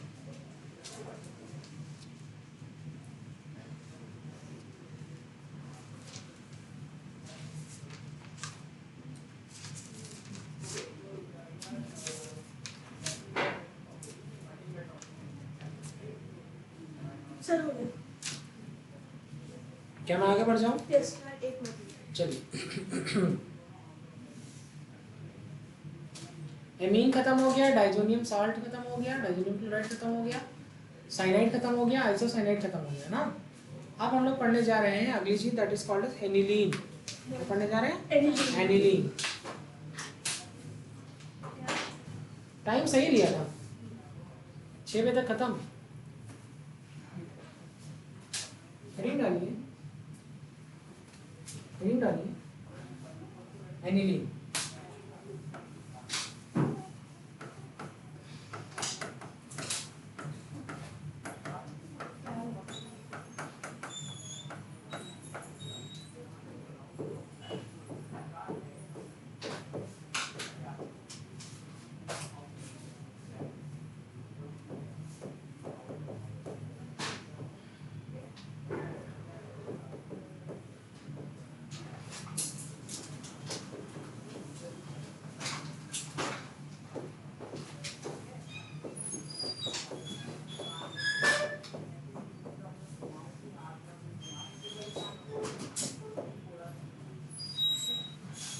ठीक है, बेसिक स्टेज में आपको कहाँ पढ़ाऊंगा?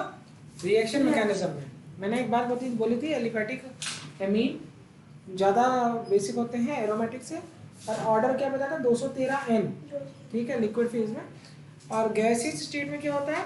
1 3 2 1। ठीक है, सिखाएंगे, पढ़ाएंगे।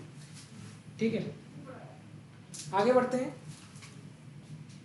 लिखिए, ऑर्थो सब्स्टिट्यूटेड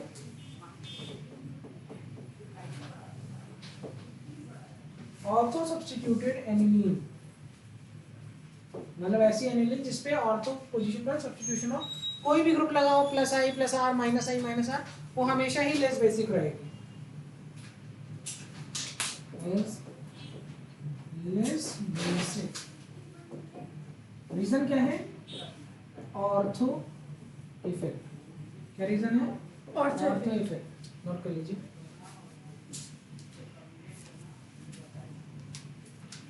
क्या मैं आगे बढ़ जाऊं? यस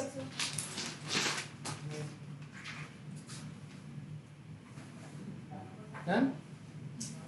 नोट करो जल्दी। फिजिक्स वाली कॉपी में लिख रहे हो? कैसे बेटा?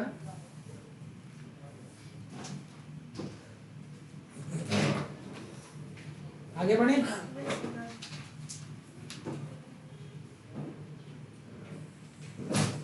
चलें आगे बढ़े। डन? अच्छा, मतलब एसिड में, एसिड है बेंजोइक एसिड हो या ऑर्थो सब्स्टिट्यूटेड बेंजोइक एसिड सबसे ज्यादा एसिडिक होती है। उसमें एक ऑर्डर पड़ा था ओपियम, अभी सिखाएंगे। उसका रीजन भी ऑर्थो इफेक्ट है, याद होना चाहिए। यहाँ पे सबसे कम। चलो देखो, reaction due to benzene ring. अब इसमें जो एनिलीन है, एनिलीन कभी भी फ्रीडल क्राफ्ट रिएक्शन नहीं देती, क्योंकि जो एनहाइड्रस AlCl3 है वो लुईस एसिड की तरह बिहेव करती है और क्या बनाती है? क्लोरो एल्यूमिनियम कॉम्प्लेक्स एनिलीन के साथ। तो कभी भी जैसे देखिए, alkyl halide in presence of anhydrous AlCl3, यहाँ पर ऐसा कर सकते हैं RCl plus in presence of anhydrous AlCl3। आपको जो प्रोडक्ट मिलेगा वो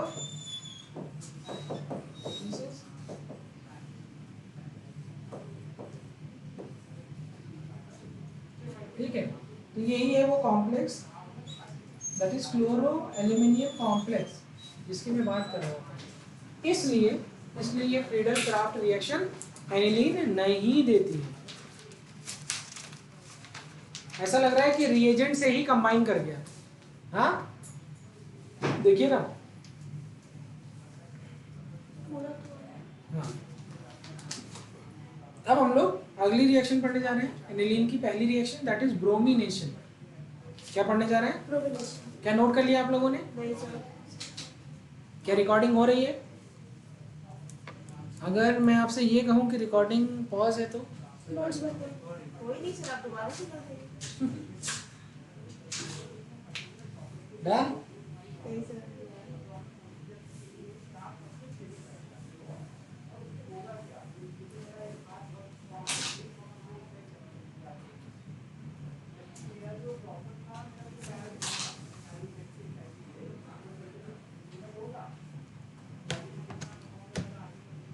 क्या मैं आगे बढ़ जाऊं? यस नहीं सर, ब्लू है।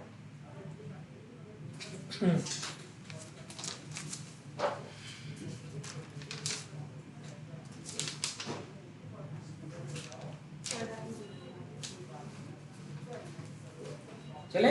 Yes sir. ठीक है, आगे बढ़ते हैं। हेडिंग डालिए ब्रोमिनेशन। क्या? ब्रोमिनेशन। देखिए, जब कभी भी एनिलीन ब्रोमीन वाटर के साथ रिएक्ट करेगा तो क्या बनाएगा? प्रोडक्ट लीजिए,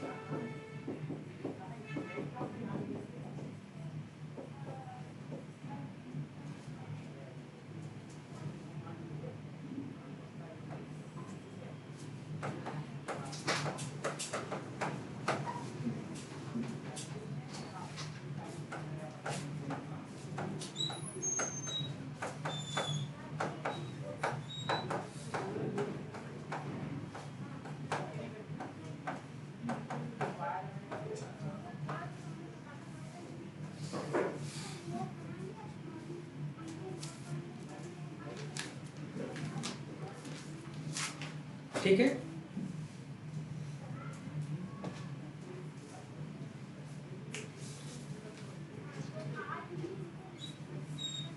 दिस इज, अरे ये 246 होगा बेटा, ये थोड़ा सा गलत होगा, 246 है। अरे यहाँ से नंबरिंग शुरू होगी ना,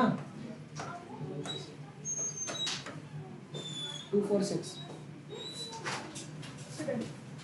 ठीक है, बॉन्ड बनाओ वाह, बाद में कहो पतन कहाँ ब्रोमीन लिख दिए, इससे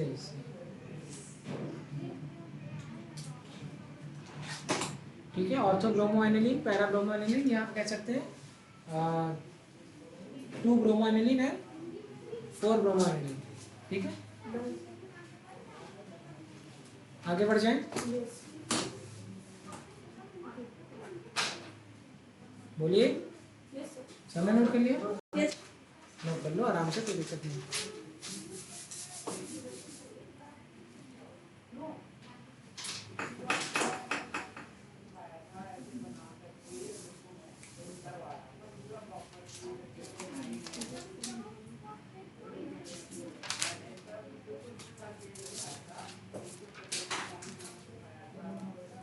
क्या मैं आगे बढ़ जाऊं? चलिए हेडिंग डालिए,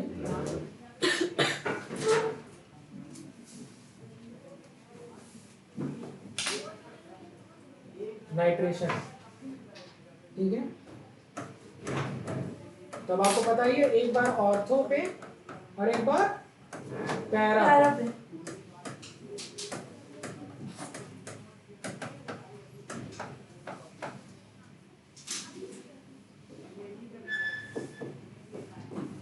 एक बार मेटा पे, ठीक है। दिस इज 21%, मिक्सचर बन रहा है 51%, ये कितना बना 47, ठीक है। मेजर प्रोडक्ट कौन होगा, ये पैरा, ठीक है। The question arises why meta product are form, meta position का प्रोडक्ट क्यों बना, बिकॉज देखिए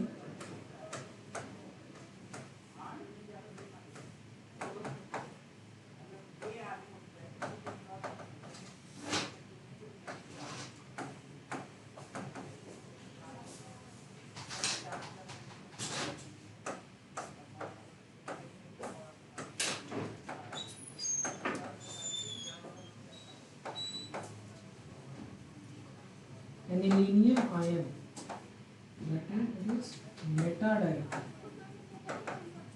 और यही रीजन है कि नाइट्रो ग्रुप मेटा पोजीशन पर भी लगता है, ठीक है।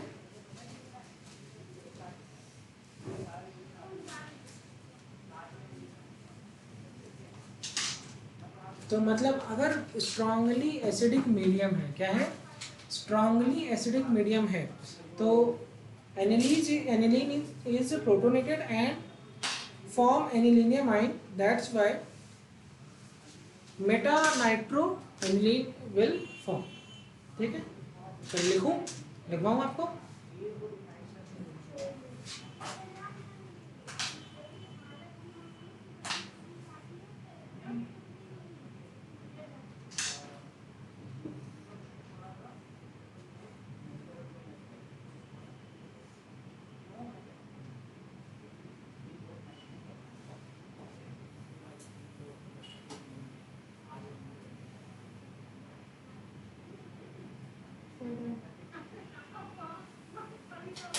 Done, Yes. चलिए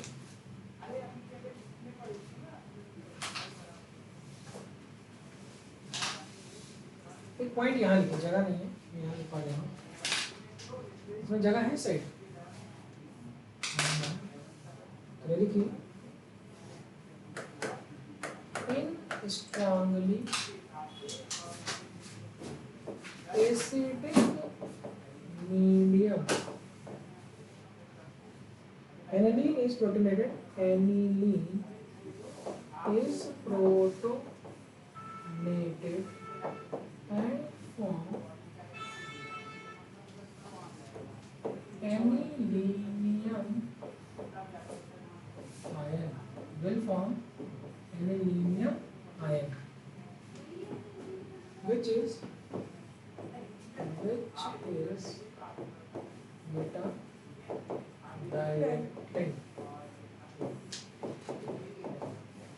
What करिए?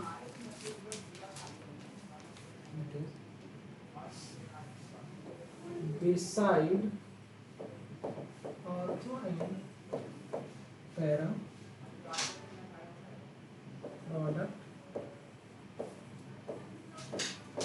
considerable amount of beta product is, ठीक है, नोट करिए।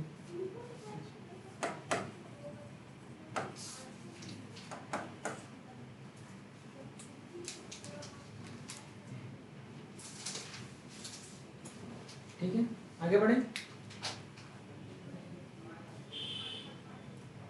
Yes sir.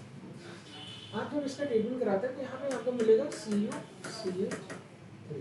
आपका जो प्रोडक्ट है वो बनेगा NH it is least basic. ठीक है, जब आप इसका टेबल कराते हैं कॉन्सेंट्रेटेड नाइट्रिक एसिड और कॉन्सेंट्रेटेड सल्फ्यूरिक एसिड आपको मिलता है जो product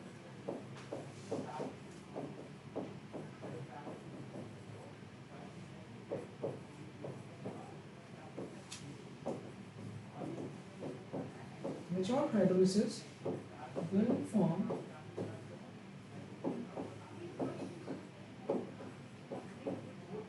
is a para is major product of ortho nitrobenzene. This is a minor product. Major ज्यादातर क्या बनेगा? पैरा।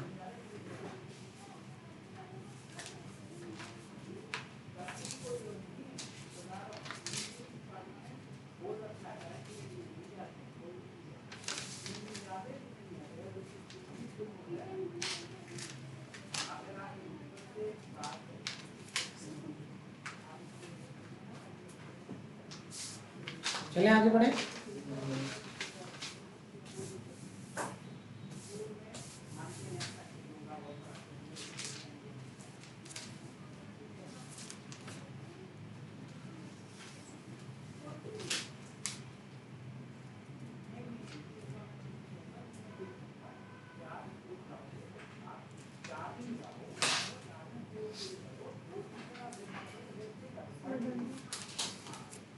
ठीक है, चलिए तो एनिलीन का लास्ट टॉपिक, और इसके बाद हम लोग पढ़ेंगे नाइट्रोबेंजीन। हाँ, जाना नहीं है, बस खत्म है, नाइट्रोबेंजीन आखिरी है। ठीक है, बस उसके बाद आप फ्री। जब एनिलीन का ट्रीटमेंट आप कंसंट्रेटेड सल्फ्यूरिक एसिड के साथ करते हो तो पहले आपका जो इनिशियल प्रोडक्ट है दैट इज NH3SHS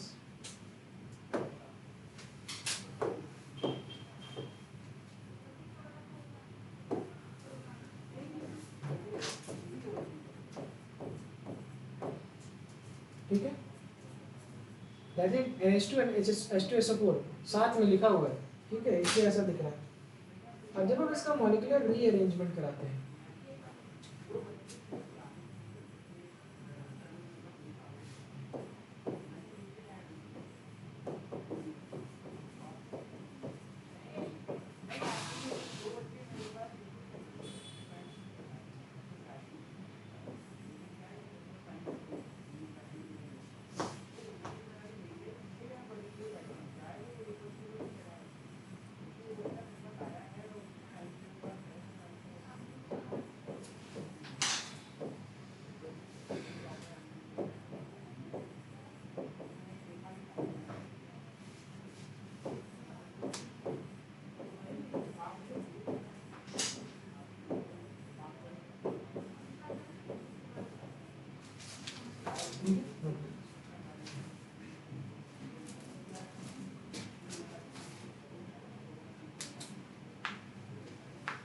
पानी के अंदर सब एक्वा सोल्यूशन की बात कर रहे हैं, ये आयन के फॉर्म में होगी, ठीक है।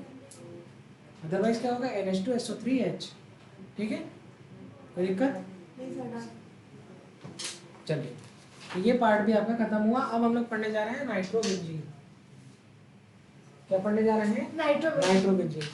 तो नाइट्रोबेंजीन को ही और क्या कहते हैं? Artificial oil of bitter almond या ऑयल ऑफ मिराबेन, ठीक है। It is yellow oily liquid. कैसा होता है? येलो ऑयली लिक्विड, ठीक है, नोट करिए।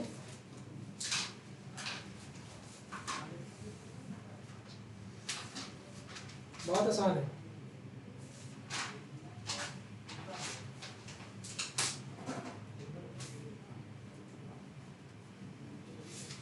ज्यादा तो नहीं हो रहा है, टाइम है 4-5 मिनट का। अगर आपको ब्रेक चाहिए तो ले सकते हैं, और अगर आप 15 मिनट मुझे दे देंगे तो चैप्टर खत्म कर दूंगा, तो चैप्टर खत्म कर दो।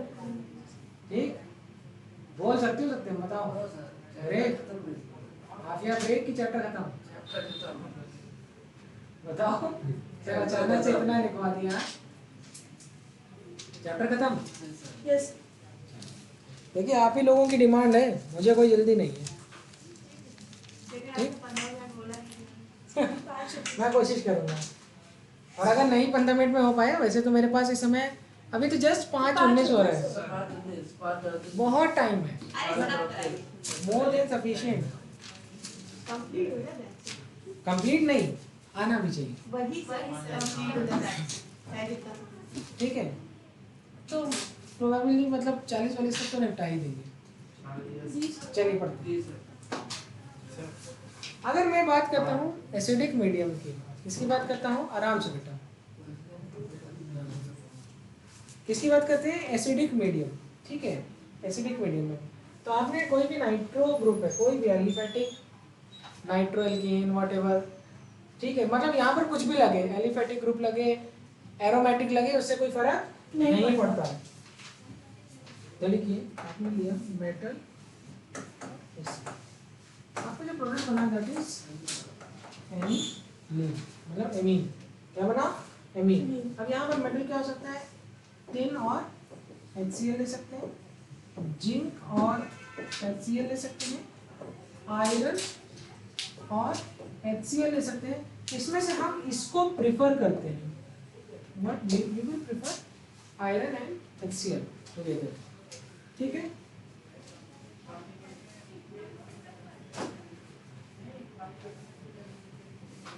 सर ऐसे क्यों? क्योंकि बेटा इसमें बाय प्रोडक्ट नहीं बनते, ठीक है। आगे बढ़े, ये बहुत अच्छा पॉइंट था। अब इस पे 2 क्वेश्चन आपने यहाँ पर लिया, टिन और HCl, या चलो दोनों सेम ले लो, चाहे आयरन और HCl ले लो, कोई फर्क नहीं पड़ता। आंसर बताओ, और प्रोडक्ट बताइए जल्दी। CH3 CH2 NH2। Good, CH3 CH2NH2, that is ethanamine. यहाँ क्या है? NH2 aniline, aniline, aniline. बात समझ में आ गई? आ गया कि नहीं आ रहा है? यस। चलिए, ठीक है। अब हम लोग बनाने जा रहे हैं नाइट्रोबेंजीन। अब नाइट्रोबेंजीन में अभी आप लोगों ने पढ़ा कि मेटल का एसिड के साथ रिएक्ट करा दोगे तो क्या बन जाएगा? एनिलीन। तो मतलब हम लोग 2 चीज एक साथ बना सकते हैं, अभी मैं दिखाने जा रहा हूँ, बहुत तगड़ा। ये देखिए, सर हुआ नहीं है। नोट कर लो बेटा।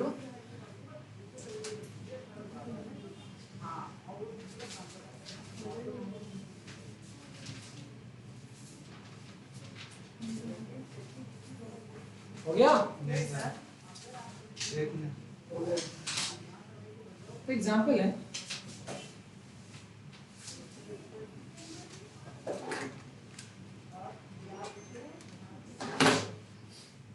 चलिए आगे बढ़े। ये अगर आप बेंजीन का ट्रीटमेंट कंसंट्रेटेड नाइट्रिक एसिड और कंसंट्रेटेड सल्फ्यूरिक एसिड के साथ कराते हैं 50 से 60 डिग्री सेल्सियस पर, टेम्परेचर डिपेंडेंट रिएक्शन है। 50 सेम रिएजेंट यूज कर रहे हैं 100 डिग्री सेल्सियस पर। तो अगर आप 50 से 60 डिग्री सेल्सियस पर करते हैं तो आपका जो प्रोडक्ट बनता है दैट इज नाइट्रोबेंजीन।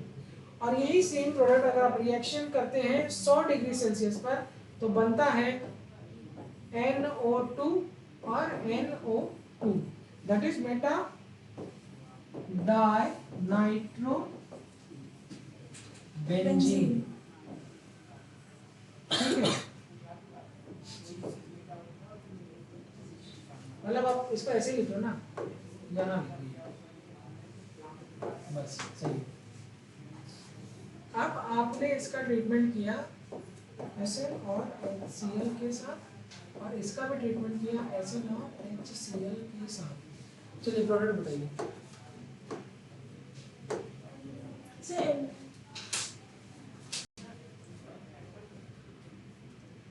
एक का तो एनिलीन बनेगा, दूसरे का दोनों ही नाइट्रो ग्रुप किस में कन्वर्ट हो जाएंगे? NH2 ये बन गया, और यहाँ पर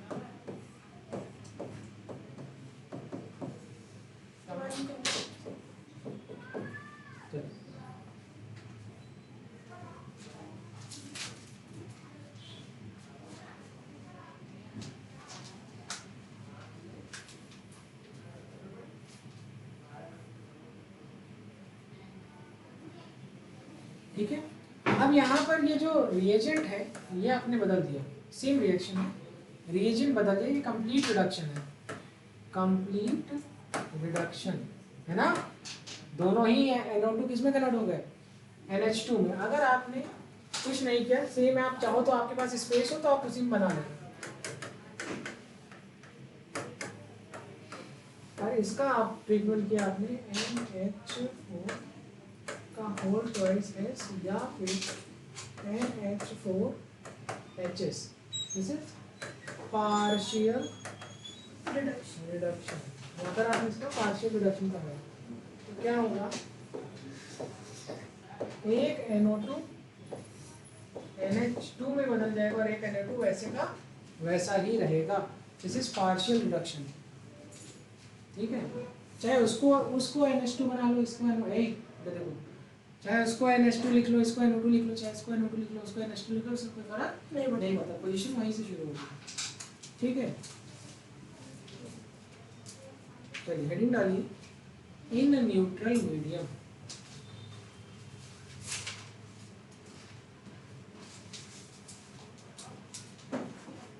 सर NH4 होल का इसका मतलब एस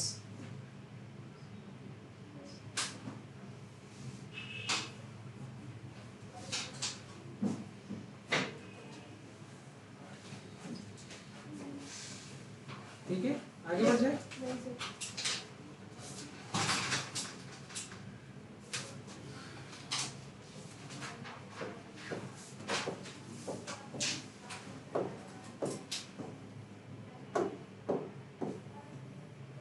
क्या बन रहा है? NaOH। NO2 की जगह क्या आ रहा है? NaOH। तो इसकी जगह क्या आ जाएगा?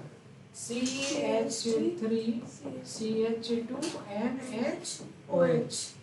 ठीक है, दिस इज हाइड्रोक्सिलअमीन। ठीक है, ठीक है, तो क्या समझ में आ गया? एथाइल हाइड्रोक्सिलअमीन, जैसे यहाँ पर ये हो गया, ठीक है, NaOH नहीं तो बना। This is phenyl hydroxylamine। और ये देखो अभी एक टेस्ट भी है, पहले इसको नोट कर लो तो आगे बढ़ाएं। ठीक है, ये एक टेस्ट भी है, बेकर्स मुलिकन टेस्ट भी कहते हैं हम इसको। अगर आप इसका treatment, this is Baker Mulliken test, यहाँ आपको सिल्वर ब्लैक मिलता है।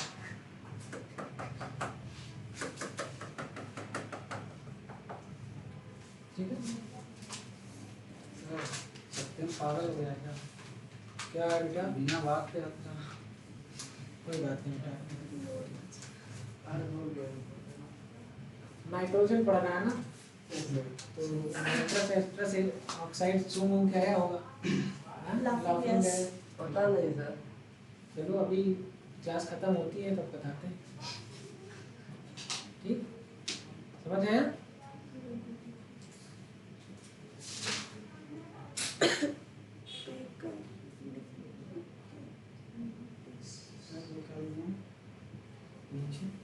फिनाइल हाइड्रोक्सिल अमीन, रेकर मुलिकन टेस्ट।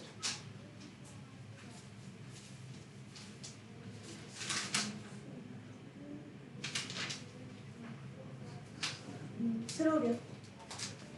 मेरा नहीं। Sir done.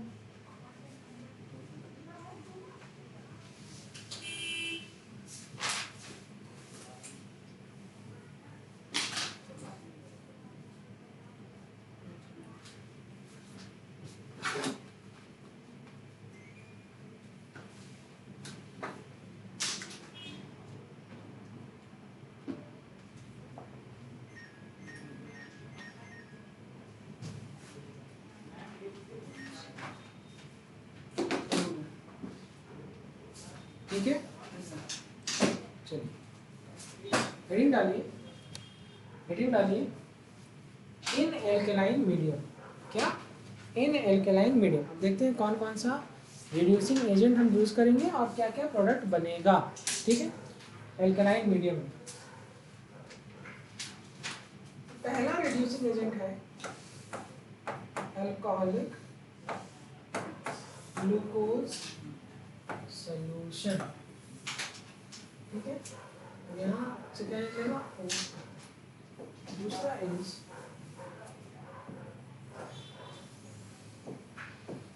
G plus aqueous sodium hydroxide.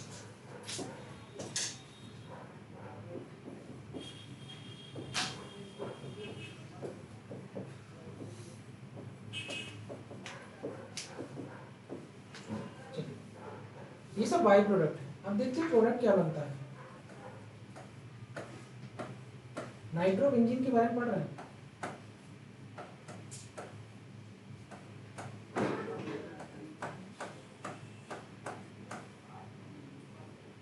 This is azoxybenzene।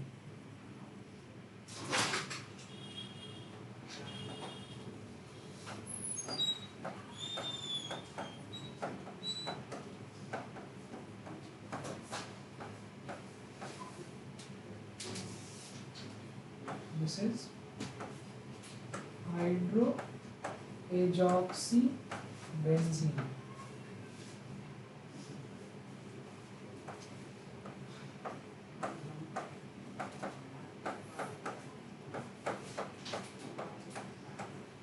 This is azobenzene। Note कर लीजिए।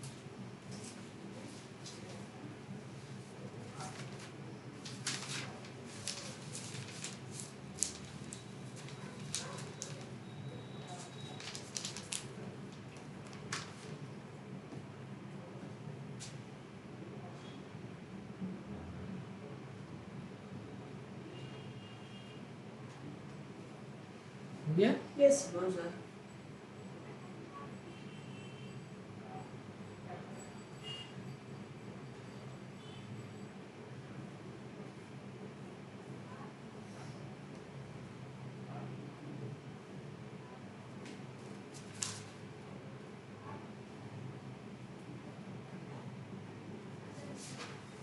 क्या मैं आगे बढ़ जाऊं? Yes sir.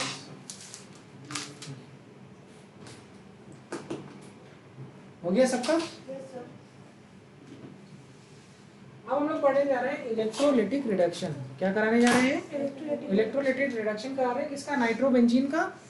Strongly acidic medium में, वीकली एसिडिक मीडियम में और कैटालिटिक रिडक्शन, तीन। ठीक है, तो सबसे पहले हम कराने जा रहे हैं strongly acidic medium. Strong acid कौन है? इसे सल्फ्यूरिक एसिड से स्ट्रांग एसिड। ठीक है, concentrated sulphuric acid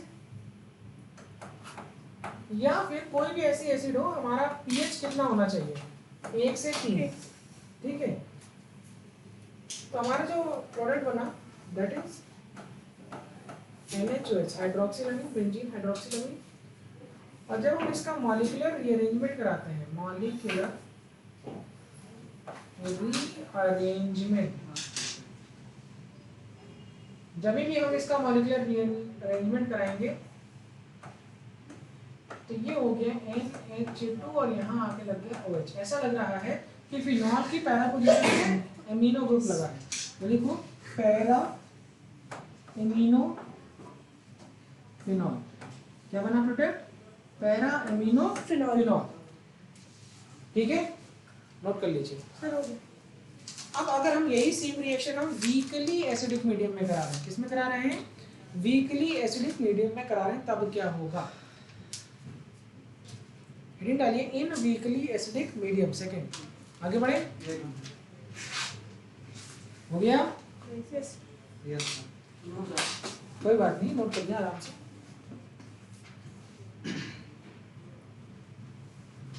done.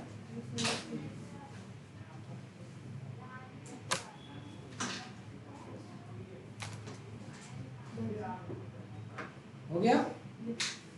Heading डालिए इन वीकली एसिडिक मीडियम। ठीक है, और वीक एसिड जैसे कोई भी organic acid is a weak acid. तो पीएच क्या होगा? तो पीएच अप्रोक्सीमेटली 5 से 6 के आसपास, राइट? वीक है 6.8 6.6। ठीक है, तो आपका जो प्रोडक्ट बनेगा the product will be aniline. क्या बनेगा? एनिलीन। ठीक है, चलिए नोट कर लीजिए।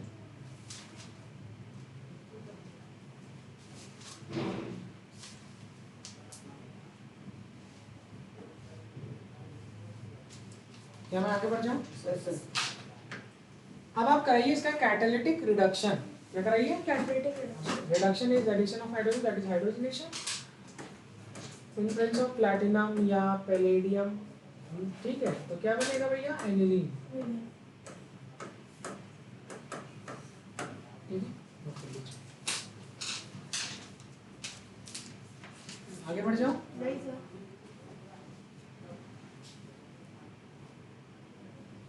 सर। हो गया? Yes yes. चलिए हेडिंग डालिए, हेडिंग डालिए reaction due to benzene ring. You know very well that NO2 is a due to minus R power। अच्छा, ये माइनस आई भी है और माइनस आर भी है, माइनस आई और माइनस माइनस आर। तो ये क्या होते हैं? रिंग डीएक्टिवेटर और meta director. Plus I plus R ring activator and ortho para director. Minus I minus R क्या है? Ring deactivator and meta director. ठीक है, इट इज मेटा डायरेक्टर। मतलब कोई भी ग्रुप आएगा तो वो किस पोजीशन पे लगेगा? मेटा पोजीशन पे। कहाँ पे लगेगा? मेटा पोजीशन पे। यही बात होती है। मतलब नाइट्रोबेंजीन में कोई भी ग्रुप आके बेंजीन पर लगेगा तो किस पोजीशन पे लगेगा? मेटा पोजीशन पे। समझ में आया? ऑर्थो पैरा डायरेक्टर का मतलब क्या होता है? कोई भी ग्रुप आएगा तो वो किस पोजीशन पे लगेगा? ऑर्थो या पैरा पोजीशन पर। बात समझ में आई? Meta director and ring deactivator. Ring deactivator लिखो। तो इसका मतलब क्या है कि अच्छा नाइट्रो ग्रुप है, ज्यादा इलेक्ट्रोनेगेटिव है, तो बेंजीन रिंग से इलेक्ट्रॉन खींच लेगा। तो बेंजीन रिंग में इलेक्ट्रॉन की कमी होगी। किसकी कमी होगी? इलेक्ट्रॉन की कमी। तो बेंजीन रिंग की स्टेबिलिटी घटेगी। तो लिखो nitro group and other meta director, that is minus I minus R groups decreases electron density of benzene ring to such an extent that weak electrophile like carbocation, carbocation, weak electrophile है, carbocation could not attack on benzene nucleus.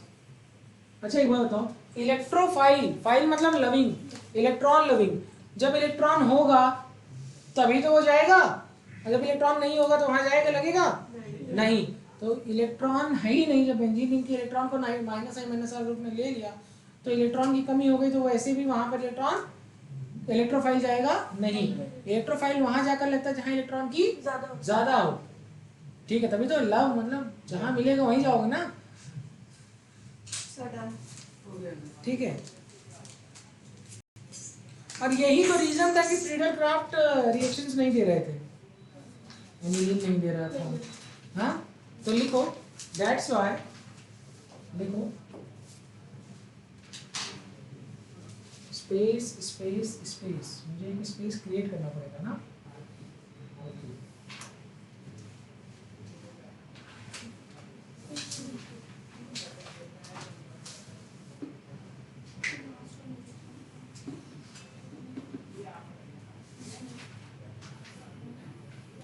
लिखो that is why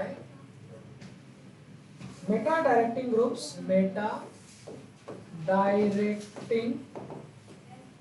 groups that is why meta directing groups do not give Friedel Crafts reaction and nitrobenzene can be used as a solvent in Friedel Crafts reaction, ठीक है, note कर लीजिए, note करिए।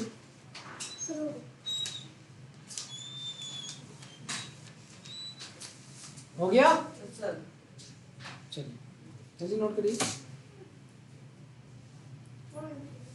Done. बस ये 3 electrophilic substitution reaction है, बस chapter खत्म, चैप्टर खत्म,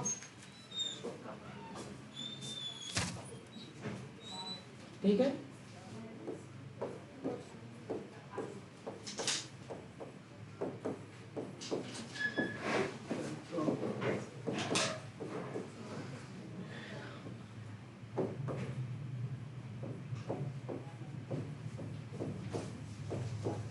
ये अंदर नहीं चला गया है, हाँ वही है बेंजीन, बता रहे हैं कि कोई आज नया पढ़ के आए, नया सिलेबस में ऐड हुआ है, हाँ सिलेबस में ऐड नहीं हुआ है, ठीक है। तो ये 3 प्रोडक्ट इलेक्ट्रोफिलिक सब्स्टिट्यूशन रिएक्शन के लिए। अच्छा इलेक्ट्रोफाइल किस पोजीशन में रख रहा है, मेटा डायरेक्टर, अभी तक यही तो पढ़ा है। तो यहाँ इसके बाद आप आखिरी में क्या लिखेंगे,